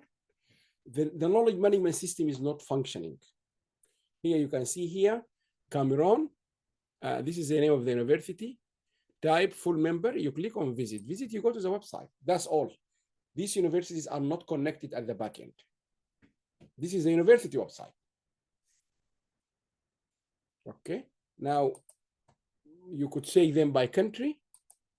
You can say, I want universities in Algeria. It brings them like this. This is what is missing. Let's try another one. Association of Commonwealth University. This is where we belong to here in Queen Mary and other British universities. You can see here where I think I need to click on accepting or something.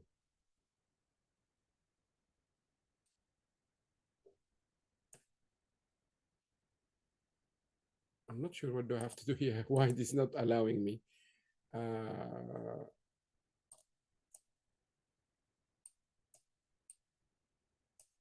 Yeah, accept all cookies. So we accepted the cookies. Now we go to Commonwealth here, the members, okay? Members, Association of Commonwealth University. Where is the members? Okay. Our members. The same problem again. All you need to do is select the country. Let's select the UK, for example. Where is the UK? United Kingdom. And what you get the university. Angelia Ruskin, Bangor University, Birmingham City, whatever it is, Brunel University. You click, it takes you to the university. So this platform, which we are pleased to have developed, it functions as a knowledge management system, as I explained to you before. Now, I think I will stop here. I will allow you questions. Let me just go back to, where is it? You can ask now your question, mute all. We are allowing you now to mute yourself. And yes, please, if you want, you can use the hand again and we can give you the chance. These are all available. The PowerPoint, you have a lot of videos and the website is available. They're all live, so you can use them. What we will tell you in the next stage is we want people to join now. Okay, Professor Muawiyah Hussein, go ahead, yeah, Professor. Unmute yourself, yeah, Professor. Unmute yourself. You are muted, Professor. Okay. Yes. Now it's okay. Yes, go ahead. Assalamu alaikum wa rahmatullahi wa barakatuh. Thank you very much for this informative presentation concerning the SDGs, universities, and like that. I have one observation. Yeah. For example, in Saudi Arabia, yeah, you have many universities as a member of your organization. But at the same time, Saudi Arabia is not achieving any of the SDGs. So what is the link between universities and how can we enhance their role in achieving this SDGs and then helping the country to achieve these SDGs? Excellent. Thank you very much. Very, very good question, and I can give you the answer now. That exactly, Yes. Professor, what we are trying to do. That the objective of this initiative is, number one, we took us time, 5 years, and then we had the backing of the UN. Yes, universities, they should take the leading role in helping their countries achieve their sustainable development goals. That's number one. Number two, how these universities can help their countries. Number one, you need them to work together. You cannot just have them like a list. Let me show you Saudi Arabia, for example. Very good question. Saudi Ministry of Education. Very, very good question. I really like this question. And let me answer it from Saudi Arabia website. Now, this is the Ministry of Higher Education in Saudi Arabia. We have a lot of good relationship. They're doing a lot of good work. Now, if you come to Saudi Arabia here, knowledge, the ministry, you can see in the ministry, they have sustainable development, which is very good. Now, where is the, I'm just looking for the universities. Education, regulation. Yes, state universities. The same problem across all Arab countries. Here in this is the Kingdom of Saudi Arabia. Okay. Now you can see here, this is a government. This is a government. This is a live government website, Saudi Arabia. You can see all you can find here, King Saud University, Imam Muhammad bin Saud University, Islamic University, Al-Ghura, and so on, Qasim, King Fahad, blah, blah, blah. All you can do, if you click on, say, for example, King Saud, you don't have anything more than you click on the website and it takes you, you are taken to another site. So you can see they're telling you, you're going to King Saud University. How do we help in these countries like Saudi Arabia? Number one, we want them to agree and appreciate the importance of universities in helping their own country achieve sustainable development. Number two, we have been talking to many countries, many regional partners, telling them, number one, you need to get these universities to work together. And that's what we did. We are working very well. And I can tell you now, Saudi Arabia is the first university to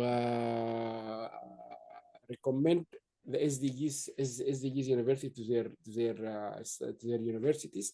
As I said, we're going to Qasim now next month. We are, Qasim is a member of the platform. I'm going to Hafr al-Batin, also member of the platform. So we are getting there. It's quite a big task.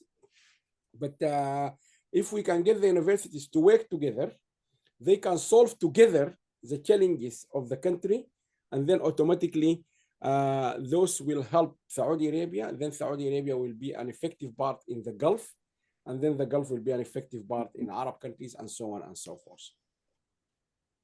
So that's how we're going to do it. I know Ala Ad-Din is raising his hand. Before I give him chance, if there's anyone, because we just need to give anyone else. Any other question from anyone before I give Ala Ad-Din, because we give him. Okay, Ala Ad-Din, unmute yourself and go ahead. Yes, Professor Alam.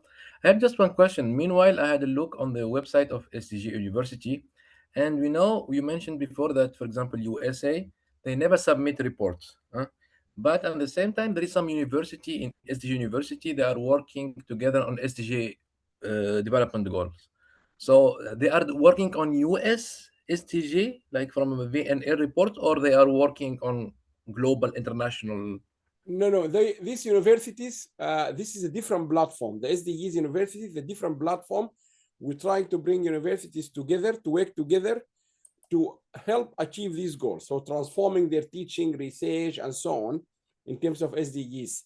But we believe strongly, like Professor Moawi just asked, that if these universities can actually join this platform, they can then help their country to solve its own problems. That's what we're trying to do. But the American universities, the European universities are top in all ranking. If you look to the top universities worldwide, in all ranking, and obviously because they are old, MIT, Oxford, Cambridge, Imperial, and so on. They are very old universities, top universities, yes, by all this ranking. We are not a ranking entity, but collectively, they need to work together to solve these global problems. And I can give you one example of just one example how these they can help. Mycetoma.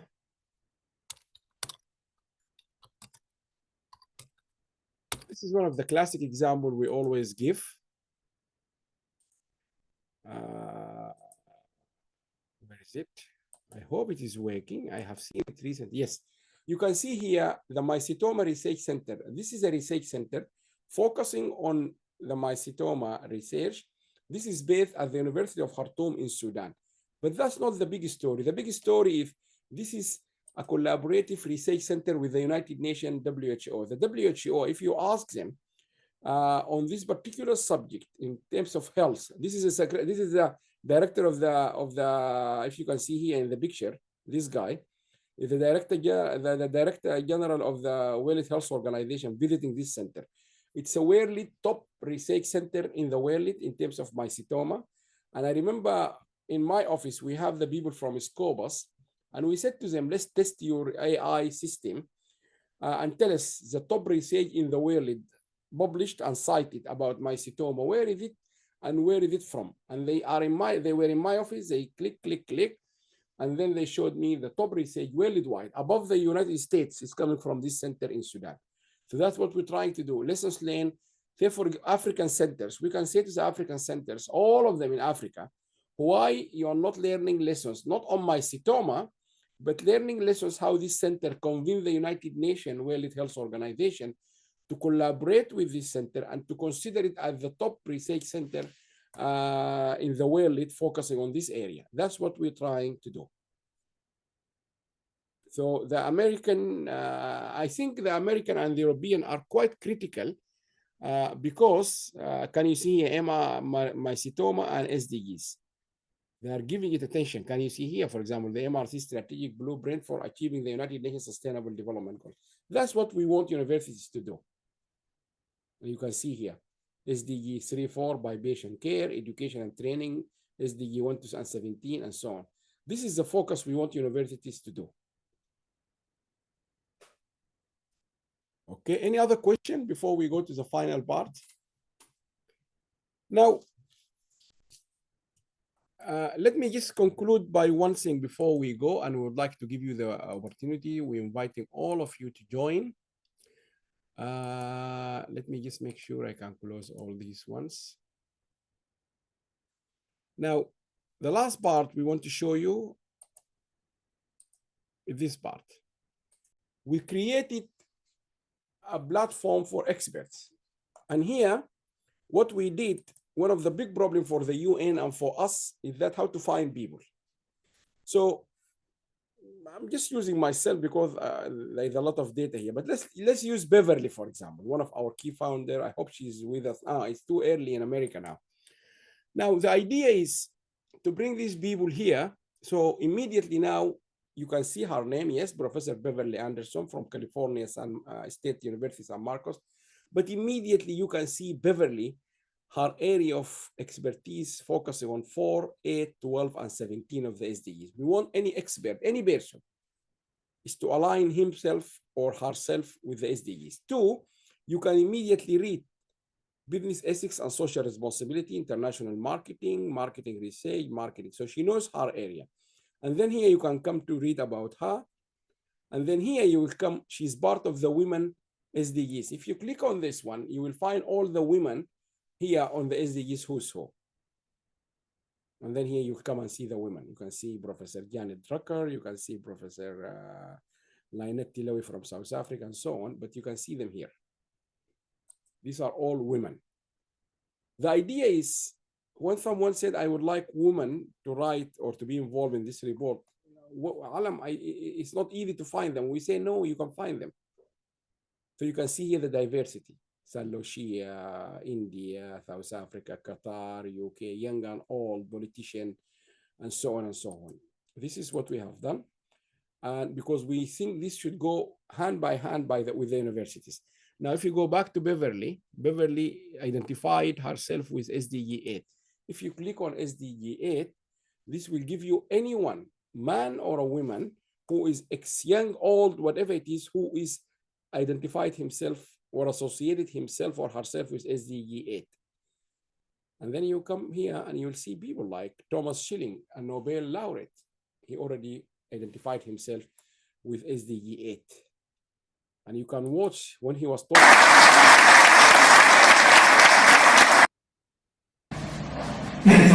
Radiation through the tank.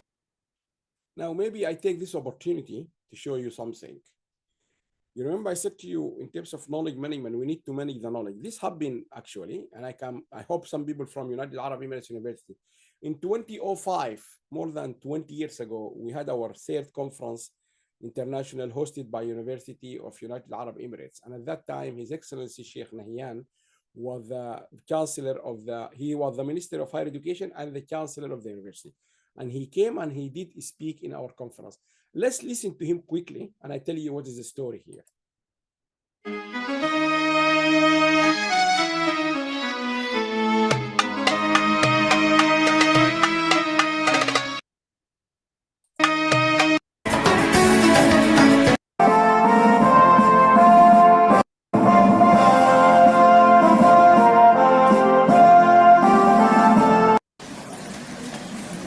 Student and the achievement of the goals that you set for this university and the College of Business and Economics. Ladies and gentlemen, please join me in welcoming His Excellency Sheikh Nahyan bin Mubarak Al Nahyan to address the conference.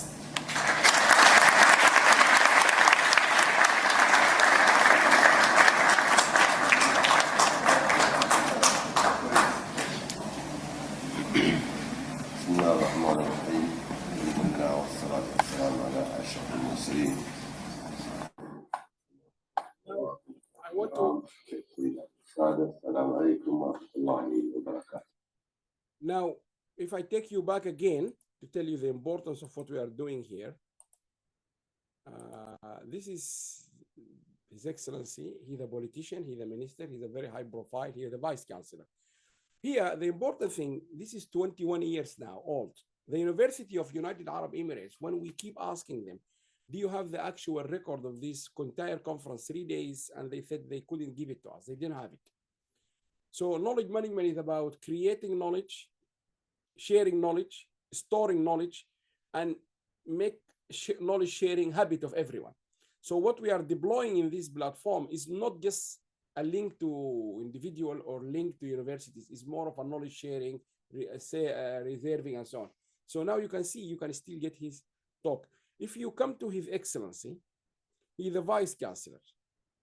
So if you click on Vice Chancellors, just by clicking, you will see all other Vice Chancellors have spoken in this conference. You can see Jamaluddin Al-Gharbi from Tunisia. You can see Professor Bassam Alamuddin from UAE, Professor Abdullah from Sudan, Professor Lisa, who is now with us in the conference. She was the vice chancellor or the president or the rector of the university in Finland. You find Professor Colin Grant, our deputy vice chancellor, and then you have all the list. If you go back here, you can search as you like. Let's take, for example, Jamaluddin. Jamaluddin is a professor. He used to be the vice chancellor of University of Janduba, and he then became the Minister of Sustainable Development. But here you can see, you can listen to his talk. كافة التراب التونسي وتصل النسب إلى. This is at the UN in London, but more importantly, he is a vice chancellor. If you click on vice chancellor, immediately you'll find all those who identified themselves as vice chancellor, 60 of them. So you find our founder, Janet Drucker, you find Hindi Julu, you will find all these people, Jadu, and so on from everywhere. Everywhere, Australia and so on. You can search them and so on. You can go back. You can search people by United Nations, Minister, International Organization, NGOs. You can also search people by community. I'm looking for those from the diaspora. This is a very big project. Professor Lisa did a lot of work on the diaspora in Finland. This is a big project, actually. The United Nations highly appreciate this project where we identified all those people originally from one country working in another country. Look to, for example, Her Excellency Samia Milhan. She's American Lebanese working in World Bank in America. Those people have a lot of knowledge. Look at Mariam. Mariam is the CEO, the chief AI officer for Vodafone, big name in the UK. She got lots of nationalities. She's more British, of course, like I think Canadian and Moroccan. These people bring another depth into the dialogue, because I argued back in 2008 or 2009 at Sussex University. I said those diaspora, those people who are British or Canadian or American, but they are originally from other countries. Like the example of Aladdin, he said he identified himself as Tunisian living, and also he's a citizen of Germany. This person, Aladdin, I call him an iPhone 8 Plus. He knows the Arab countries much better than an indigenous citizen of Germany who have never been to Arab countries, let alone Aladdin knows the Arabic, he knows French, he knows the culture, because he is from Tunisia originally. So this is also, we cater for this one. And also you can search people by speaker, panelists, and so on. You can search people by young. We dedicated a big chunk of our, those who are focusing either on young or they are young. And here we look at it from two dimensions, either the young generations or those who are specialized on the work we do. For example, this is from Jordan, but let me just show you one of the girls who came to UN last year.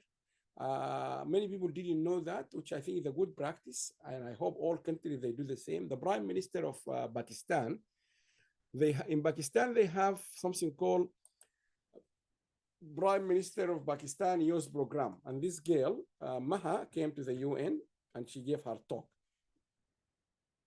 So maybe if a good lesson learned for other countries, why not for the minister or the prime minister to show the dedication of the country to young generation is to give them a program under his or her own leadership. So we build this one, and you can fake people by an interactive map anywhere. So Canada, America, where? Let's take where? Saudi Arabia or Iran. Let's take Iraq, for example. You click on Iraq, you'll see all the people we have here in the network. Professor Mushtaq, distinguished, one of the best vice chancellor in Iraq, top name in Iraq. Professor Amir Abdel Mohsin, a top expert on knowledge management and data science from across the whole Arab countries, and so on and so on. So you don't need to come to Alam and say, okay, can you connect me with Professor Amir or Mushtaq? I will say to him, you just go and contact him. And you can see here, this is Professor Mushtaq.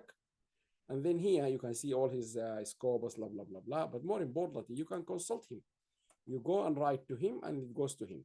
And what we are writing here, Please contact us anytime if you need help or if you have any question. Our head office team available in London, UK, but we also have teams across the blah, blah. So you contact them. If you don't get an answer, come back to us and we'll help you. And now currently we are working using the AI to try to identify Professor Mushtaq as an expert who can help other countries on his area. And that's what the people are doing. So this is quite a comprehensive, I think one of the best database. If you compare this with LinkedIn, although LinkedIn is a commercial network of expertise, you can't say it like this. Go to LinkedIn, which is millions, 600 million or billion, I think they made last year. We are not. And so on and so on. Now, another important thing, this is very important to us and it means a lot. Those who they join this database and then they died.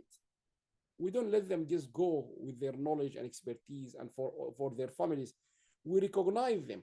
We will go to their website and we change it from as it is, we will just change it to a group called deceased. This man, for example, he died 2 years ago. They call him Walid White, the father of leishmania in the world. Top scientist, Walid White from Sudan. Top. He was an Edinburgh graduate, top expert on leishmania. He contributed to this platform. So what we did, you can see medical genetics, medical. So we don't want the knowledge and the history of those people to disappear, which is disappearing many times. So there's a lot of things to happen here. And you can search it by region. Again, you want North Africa, you go to Algeria, Egypt. Let's go to Egypt because we've got a lot of active, very active. We're very proud of them from Egypt. Professor Dua Salman, and then you have Professor, there's a lot of them. Because Dua is live with us now, you can see. You go to Professor Dua Salman, she got expertise in 1, 4, 5, 10. She's economist, economic development, education technology. She got a lot of expertise. And then you can see here, you can click on any of her area. Just imagine you click on financial economics or artificial intelligence or economic. Let's click on economic development. Immediately, you will find all other people in the platform expert on economic development. Then you find Sheikh Nahyan himself, Professor Noura. She's the Deputy Vice Chancellor of UCL. She used to be our assistant, the Deputy Vice Chancellor at UAL. Abdel Baqi Ghani from, and so on, from all over the world. Lithuania, Egypt, India, and so on and so forth. And the list will go on and on and on. This is how it never ends. Expert, top expert. Samir is from Algeria. Very well articulated academics, professor. And here you can see his video when he was talking to us. Is an empirical study. And why choosing this MENA region? Expert, really expert, real expert. We need people who are interesting. But here you can also see Professor, this Professor Samir, he's part of our regional coordinators. He's an editor, he's a panelist, he's a reviewer, and he's member of our current journal, International Journal of Innovation and Knowledge Management in the Arab countries. And when you click here, you will see the other member of the journals, Professor Nasir Ahmed from Libya, from Saudi, and so on and so on, from Oman, from Jordan, and so on. It is an endless knowledge management system. So I encourage all of you, and I hope you can circulate it among your colleagues. All you need to do is just join. It's free of charge, no charge for it. You go here, you have a simple form. You put your name, biography, and then you put your picture, and then it will ask you, you choose societies, you put the societies, Association of Project Management, British Computer Science, and so on. And then you put your address and so on and so on. So just to conclude, in terms of the SDGs Who's Who or the SDGs universities, we use a formula because the idea is not just to be click and take you to Alam, but you need to connect Alam with the rest. I can show you, yes, by the way, just quickly. Sorry. Thought I did, but I didn't. I can show you two people, maybe myself, because we use it as an example. If you look, and I can give you someone from Harvard, what did he say? This is a colleague of mine from Sussex. He went to Harvard University. And by the way, I can throw this at you. You go and check your websites at the universities. If you click here, search all.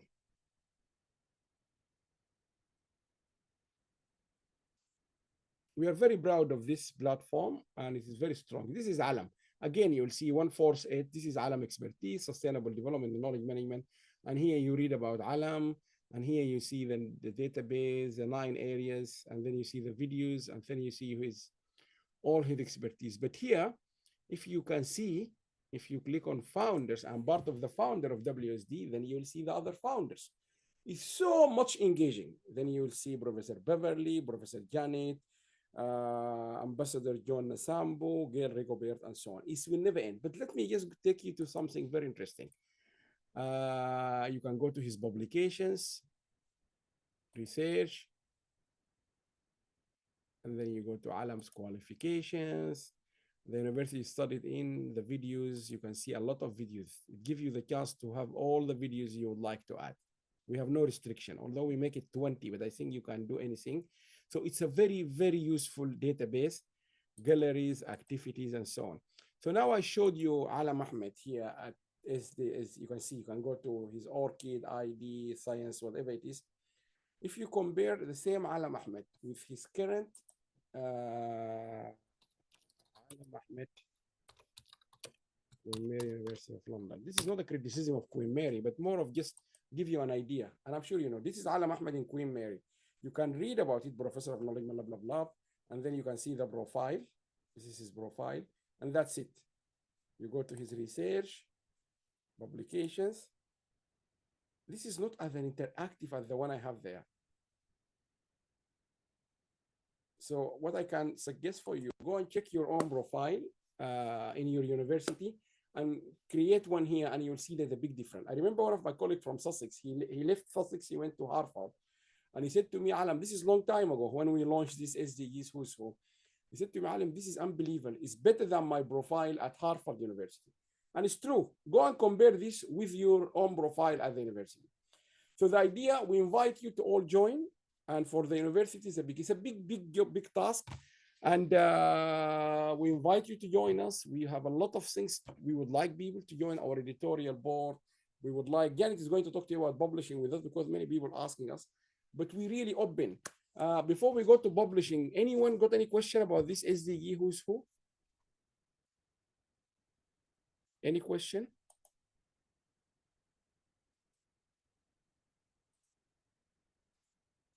Now, I will hand over in our final presentation from Janet. Many people are interested in our work, and the work we do is multidisciplinary. We don't just publish things, but we publish as per the need. We just launched a new series journals. But if you are interested to publish with WSD, yes, we are a publisher. We can publish your work. We did publish a lot of work. If I find anyone near to me here, I can show you while Janet is talking to you. She will give you our general guidelines. Particularly, we are very much, not necessarily from Arab countries, but I know this conference about Arab countries. So Janet, if you want to take the lead, let me make you already co-host, Janet, so you can go ahead. Right.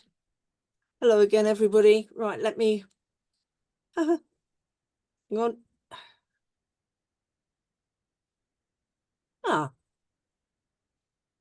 Hang on.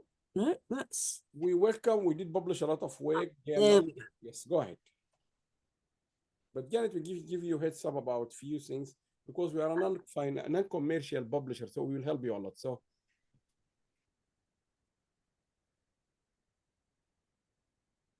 Okay, can everybody see there? That's yes. Good. Go ahead. Right. So this is just, again, a very brief overview of WAS Publishing. We have book series and we have a suite of journals on many different areas.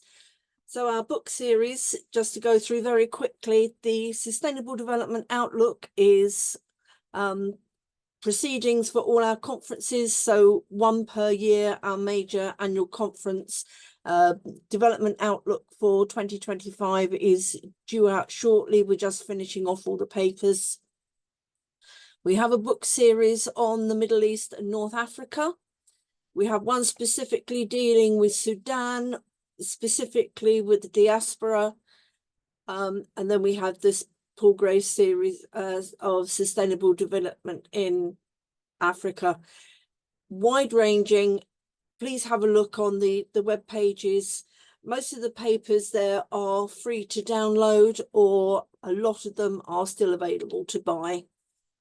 So the MENA book series published research in 5 core areas: transforming the oil-based economy, managing change and innovation in business, building a sustainable environmental future, human resources for the knowledge economy, and evidence-based policy and business development.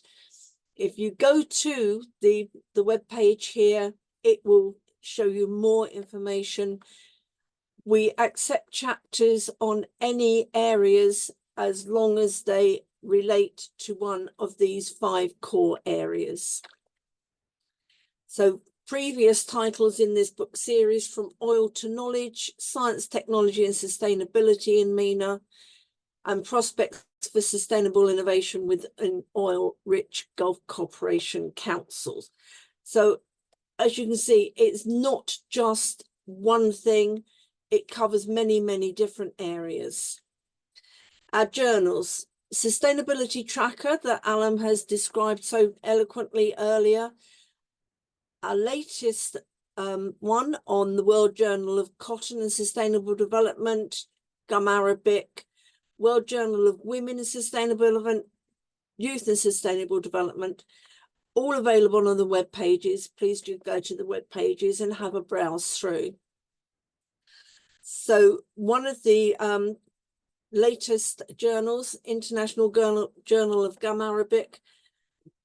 When you get lots of papers about a specific area, you realize that research in that area is coming to the fore.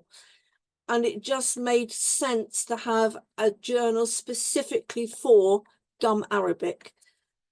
So onto the website, have a look, see if your paper fits in with there. The second most important new journal on the World Journal of Cotton and Sustainable Development.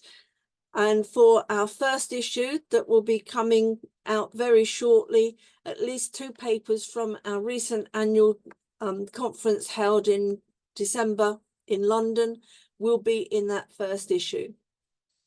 And with all journals, with all our books, we invite submissions from everyone, from newest student to most experienced professors. We do not say just because you are an experienced professor, your paper will definitely be published. Likewise, if you're a new student, we do not say you can't know anything and reject it. We look at all papers on merit. Submit your paper, it will be considered. So submitting the papers, all these guidelines are online. They're the same for all chapters, for all journal articles.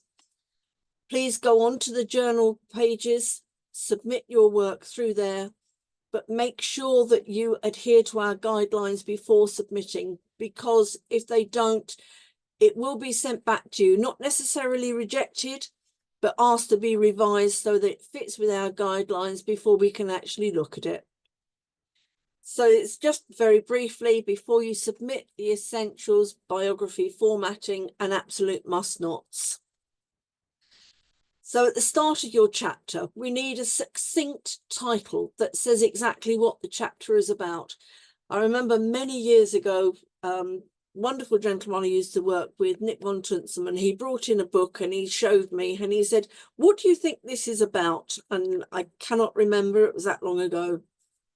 The title really was absolutely nothing about what the book was about. So if you were looking for something, you just look straight past it. Please, succinct title. 10 words, great. 35 words, don't need it. So for each author, we need your name, including a title, i.e. doctor, professor, your full affiliation, email, ORCID number. If you do not have an ORCID number, please get onto the ORCID website, set up an ORCID profile. It's the latest thing that's out there, and it will actually promote you far more than just saying, "Hello, I'm here." We need a type of paper. Again, wide-ranging. We do not differentiate between them. You can send in any. We need a structured abstract, a maximum 150 words covering all the headings. The first 4 are essential. These 2 only if they're applicable.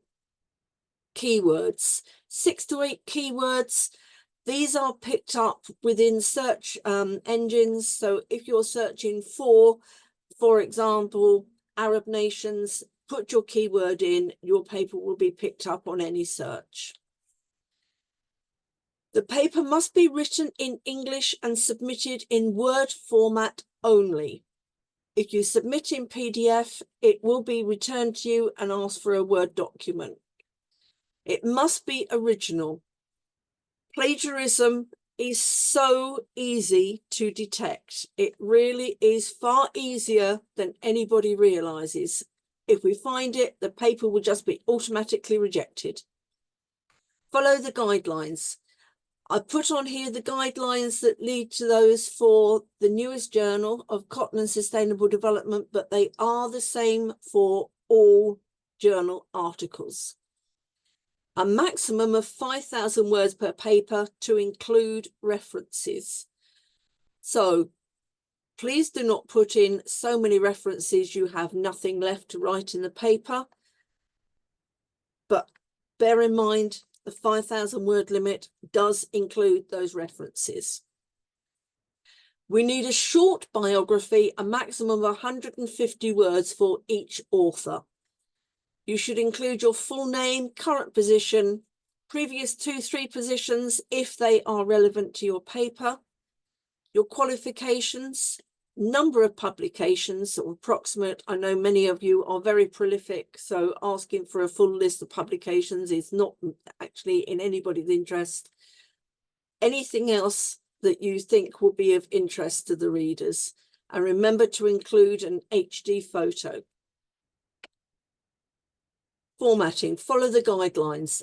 Do not worry too much about formatting. All the papers are proofread and reformatted, then typeset and rechecked so that it all fits the guidelines. Maximum 5,000 words per paper. Harvard referencing style. We use our own version of Harvard, but please use that as a basis. Please do not use numbering. Do not use one version I've seen has got the numbering and then the references in footnotes. Harvard referencing style. Authors as a citation and then a full reference list at the end of the paper. Please make sure all your citations are referenced and all your references are cited. This is checked, but if you can ensure that beforehand, it makes the check that much quicker. We do not use any numbering on headings, subheadings, or subheadings. But if you can just ensure that it is obvious which are the main headings and which are the subheadings, that is really useful when it comes to proofreading.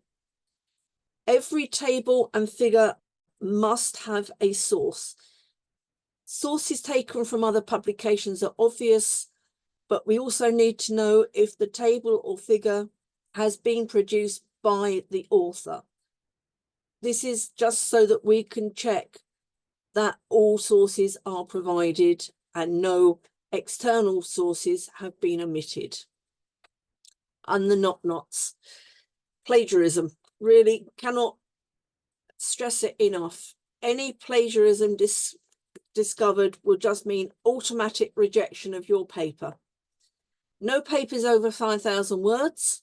If you produce one of 11, 12, 13,000 words, it will just be sent back to you and say reduced to 5,000. And no PDFs, please, Word documents only. So thank you for listening. Any questions? And obviously we can share these presentations so that you can read things at your own leisure. So I'll stop sharing there. Yeah, thank you very much, Jenny. Thank you very much. Now we give you the chance to ask us question, but before, what is next? Next, we have discussed 3 or 4 issues. First of all, we in the SDG tracker, this one, we're looking for several contribution from you. The first contribution, let me show you what do we want or where can you fit in. SDGs tracker. You can join us at different levels. For example, we have a team here. You can encourage your students or your researchers to join the team. We have people from all over the world. We would love to have more. We would love to have from every country. So we would love to have people from everywhere in the world, anywhere.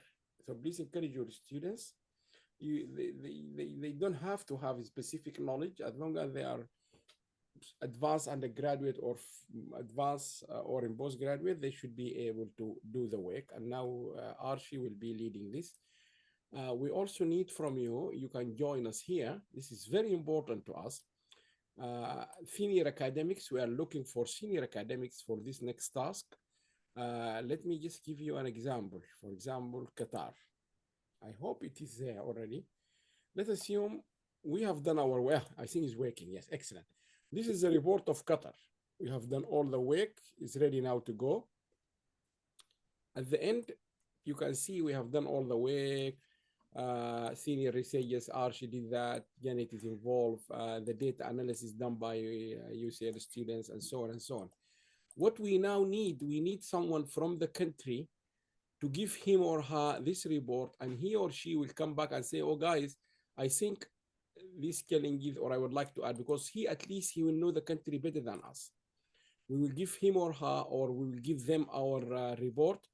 We would like them to go through it and comment, provide any change. If you want to change, or if you disagree with these 5 we gave to Qatar for SDG 11, for example, tell us, and then we can change it. Say, for example, if you think in this one we gave 5, it shouldn't be 5, tell us why, and then we will discuss it. So we really need expert on this. So we need people to join the team, and we need people to also volunteer and say, okay, I would like to join you in Qatar, in Saudi Arabia, in Finland, in Norway, any country. Because we still wanted a final say to come from somebody in the country to say, okay, Alam, to verify that report, because we are analyzing your country's report. And finally, we will take this to a very high level committee. We already identified them, people, very senior people, very experienced people like Lisa and others, who will have a look at report by report. And that's why we're looking for funding. And this will take me to one issue. If you know in your country, any funding organizations can help us, please do so, because we would like really to encourage more. This is a big project. It's not easy. It's very, very big. This is a global project. In terms of the other things we also want from you, in terms of the university, there's a lot of flyers like this. For example, this is Saudi Arabian platform. So yes, we do have application form. You can apply, contact Janet and so on. So if your university is not there, we would like to. It's a big process with a lot of data and so on. We are not after ranking. We are not a ranking organization. We are trying to bring you together. So far I can tell you the countries we have done. We have done the 6 GCCs, Saudi Arabia, Saudi Arabia, UAE, Qatar, Oman, Bahrain. And the reason we did these 6 countries because they give us a good example of a sub-region called the Gulf. Okay. If we go wider to the Arab countries, we selected Sudan, Egypt, and Libya for different reasons. Sudan and Egypt and Libya, also they are African countries. And Libya just came out of war.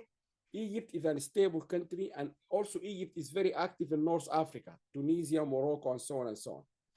And then the way it goes, we created the women platform, Islamic universities, African universities, and so on. The reason we focus on African and Arab countries at this stage of the project, because the United Nations, they see these 2 parts of the world as the top priority of lacking data. They have enough data about Europe, about OCDs, about America. In the UK, if you want to find Alam, you can find him within a second. I left Sussex University 6 years ago. If you click now, you can find me. 6 years I left it. But in Arab countries, it's very difficult to find existing academics and so on. But for example, now we are working slowly. For example, we're going to Japan in April for our conference. So we're going to launch the Japanese universities platform. This is how we're going to operate. We are keen to explore some European countries like Poland, like Slovakia, Slovenia. There's some activities going on there we would like to explore. We already explored Asian. So because imagine we don't have funding, we need to expand slowly. But if you have any research funding and you would like to say to us, Aram, come and work with us so in Germany, we could, because the platform is there, it can be cloned, we can operate very easily. The other thing, and I thought I will make this appeal to you, is an appeal. Interestingly, I don't know, maybe some people can give me a comment here. When we launched this journal, well, Journal of Women and Sustainable Development, we received questions from people. I remember Janet also sent me from some people. They said, if it only women has to be in the editorial board. And my answer, and I think you agree with me, it doesn't need to be women who are in the editorial board. So far, we only have one man, and I think we have to read him out because he's very courageous and very strong. What's his name? Let me find him. From Bangladesh, I think. I'm pretty sure we have one man in the editorial board of this World Journal of Women and Sustainable Development. Yes, Khurshid Alam, Bangladesh Institute of Social Research in Bangladesh. So please, we would like more people, particularly men, to join this. This is not a women, it's a journal focusing on women, but it's not supposed to be just led by women. We need to change the discourse. We need to think differently. So please, in all our journals, but I'm just mentioning this as an example, please go to our website, the sustainability tracker. We need people. We need more people. We need hundreds actually to join these editorial boards. The journal on Gum Arabic. Gum Arabic, many people, they don't know that. Without this Gum Arabic, there's no Pepsi Cola or Cola. You know that. There's no, you can't have this fizzy drinks without this Gum Arabic. So we created this journal to fill the gap. The cotton and sustainability is becoming a very important topic. So if you are interested in all this journal, please do come forward. There's a form, you will fill it, and then you will be communicating with the editorial board. But we would like to encourage many people to join. We are very inclusive and so on. We have the journal, which is the youth journal. We are very keen this journal to have many of the young generations involved in leading this journal, not the old generation like us. But again, if anyone is doing research on the youth engagement, youth participation in SDGs, we had a fantastic talk last 2 weeks ago from Yale University here in London, talking about youth perspective on climate change and so on. Fantastic work from Yale University. So we would like to hear from you. What else? Yes, SDGs Who's Who is free. Please go ahead. Make sure if your profile is there and you would like to amend it, contact us. People will allow you to amend it. For example, we are very keen for people. For example, let me give you an example now in front of me. Please accept my apology. Professor Saleh A. Saleh, Professor Muhammad Shuhaib, for example, Farouk, Muhammad Bakir. Can you see them in front of you? Muhammad Ala Mufti. This is just common sense. Use blank background. So imagine you want to change your picture. Yes, we encourage you. If you use just look to Professor Saleh. Sorry, Professor, if I take you other example, but you can see blank background, very useful. So we can give you our advice on things like this. You want to change your picture, anything, please go ahead. We will change it for you.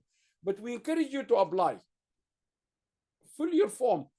It asks you about basic. They are all basic information. They are public domain. There's no any private information. Your name, your qualification, your research, your publications, your ORCID number, your research gate number.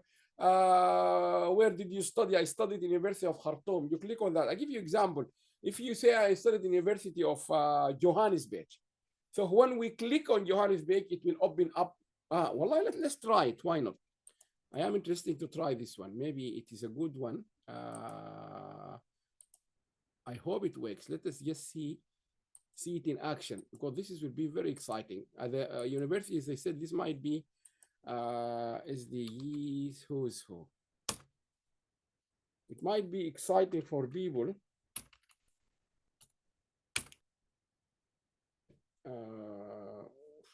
Where is it?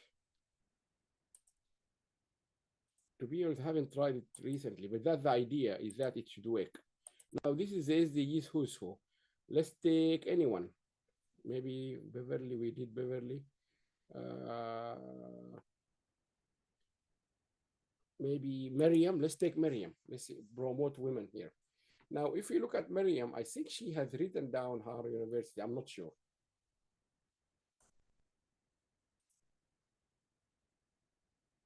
The idea is that if you put your qualification here, yeah, she put BSc, MSc.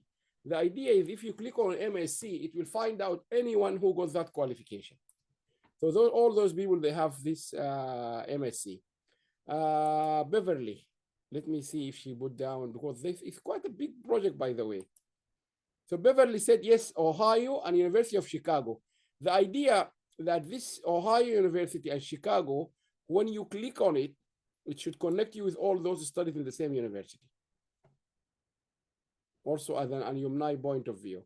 So there's a lot of things here we would like you. I think we're doing very well on time. We are 15 minutes past 12. We only got 15 minutes.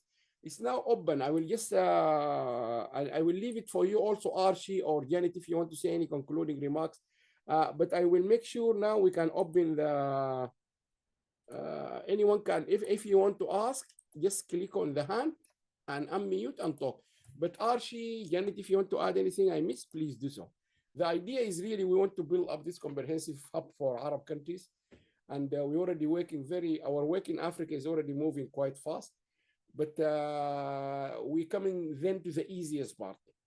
Yes, I know it sounds strange, but it is Europe, UK in particular, is very easy for us. We don't need to contact universities. All the data is available. All research centers are available, courses, researchers, everyone.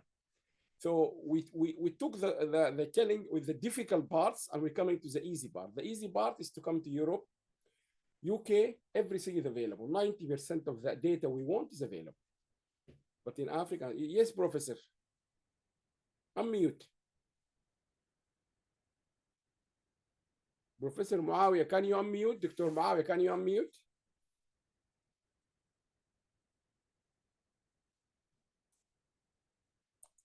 If you want to talk to us. Yes. Yeah, go ahead. Now it is unmute, yes. Professor, are you contacting universities privately, one by one, to join the platform and to participate in achieving SDGs? We started like this. We tried to pilot it, but now really we are targeting countries and regionals. For example, now we found it from a strategic point of view, it's better we put a lot of efforts in contacting a country like Saudi Arabia, and then we get all the country to rally behind it. That is specifically one university. But if a university come in our radar, say like your university, for example, now we have we have a lot of 3-4 people publishing university. If they want to have a direct conversation with us, yes, we will welcome them. But to be honestly, we are focusing our minimum resources onto countries based. So Egypt is in our radar, Libya is in our radar, Uganda, okay, South Africa, where else? Canada. There is a specific reason for these countries. So in the country whom we are contacting, which institution? If we have a direct contact with the Ministry of Higher Education, we do that. Like Egypt, the Ministry of Higher Education, we have contact with him. So that means it will make things easier, like we did with Saudi Arabia. If we don't have, we can talk to any regional consortium, like the Association of African Universities. They came to us in London, we signed an MOU at the university, and then they invited us to come and make a presentation to the entire African Vice Chancellor. There were 800. We went to Namibia, Asian. We went to Indonesia. So if, for example, say in Oman, I know you are from Oman, if Oman government said, okay, come, I will arrange for you to meet all the Omani universities, yes, we will take that seriously. But individual, we are not saying we are not, but the resources now, we are very stretched. Okay. Any other question? Any other person, please? Any other question? Janet, what's her name? Archie, do you have anything or we conclude? No, nothing from me, Alan. Okay, thank you very much. And Archie? Thank you so much, Professor Alam. I just have a small request from all the participants here. First of all, I would like to express my gratitude to Professor Alam, Janet, and all the people who are here together to contribute and to think and to work together for the development of Sustainable Development Goals. This is a small suggestion, rather, you can say, I would say that I'm inviting all the participants and from your universities to work together also on the research work to see that how SDG are working. We have launched our new journal, SDG Tracker, and we have already published one very interesting research about comparative analysis on SDGs performance for Arab countries. Now, this is just one effort, I would say. I'm inviting the researchers to think beyond that. Think about various SDGs, think about the contribution of the universities, let's say research units, how they are working, and come up with the research work. As an academician and researcher, I strongly feel that what we publish, what we present to the readers, especially to the, you can say, students, that make a huge difference. Like we are already doing lots of webinars, conferences with the vision of sustainability. At the same time, these publications can also make a huge contribution. So today, on the behalf of WASD and SDG Tracker, I'm inviting all of you to contribute in more research work in the vision for SDG achievement. Thank you very much. Thank you very much. I will maybe to conclude, I can share with you our next conferences, and you're all invited. If I can maybe share. Let me just click on share. Our next conference is this one, where we will be launching the first volume of the big, this is a big project, very, very big project, really massive, which is rebuilding Sudan after the war. We have managed to conclude the first volume of the, and we're going to celebrate this on Saturday, and you can join us. This is a program. We're going to launch Sudan report on voluntary national report. We're going to listen to some workshops. We're also going to try to acknowledge some of the people who have done the fantastic work. And then after that, our next conference will be next year in Tokyo. I can see a lot of interest showing it. I have never been to Tokyo, but we're going to Tokyo. This is a conference, Managing Knowledge for a Sustainable Future, Artificial Intelligence versus Human Intelligence. This period is the Easter break, is the best time in Japan. And this is a conference. Maybe we can conclude by, I will stop this one here, but before I do that, where is it? I will show you I will show you the video for Japan. If you want to go in Japan, the deadline is very close. I think tomorrow is the deadline for abstract, 28th is the deadline for papers. But if you are interested to join us in Japan, please do so. The conference is quite important topic. Maybe we can watch it together before we go.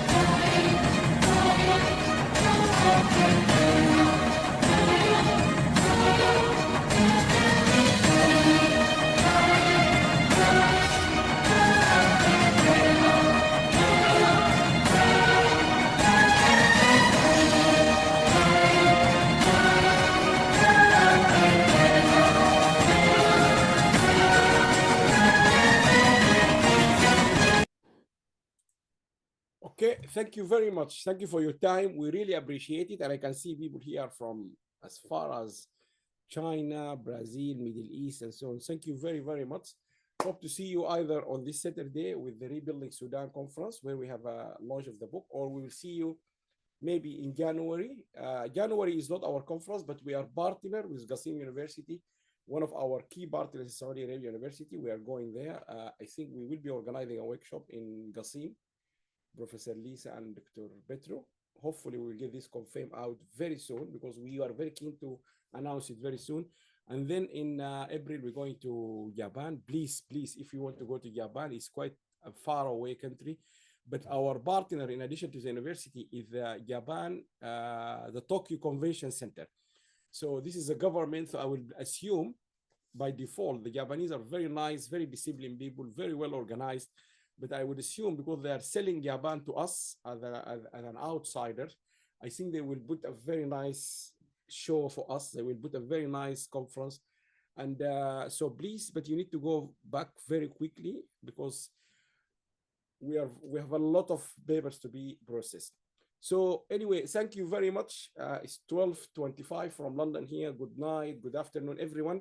And thank you very much, all of you. Archie, thank you very much. Janet, I know you've been working all night. Thank you very much. Anything, just stay in touch. All the best. I think we have to stop this recording now.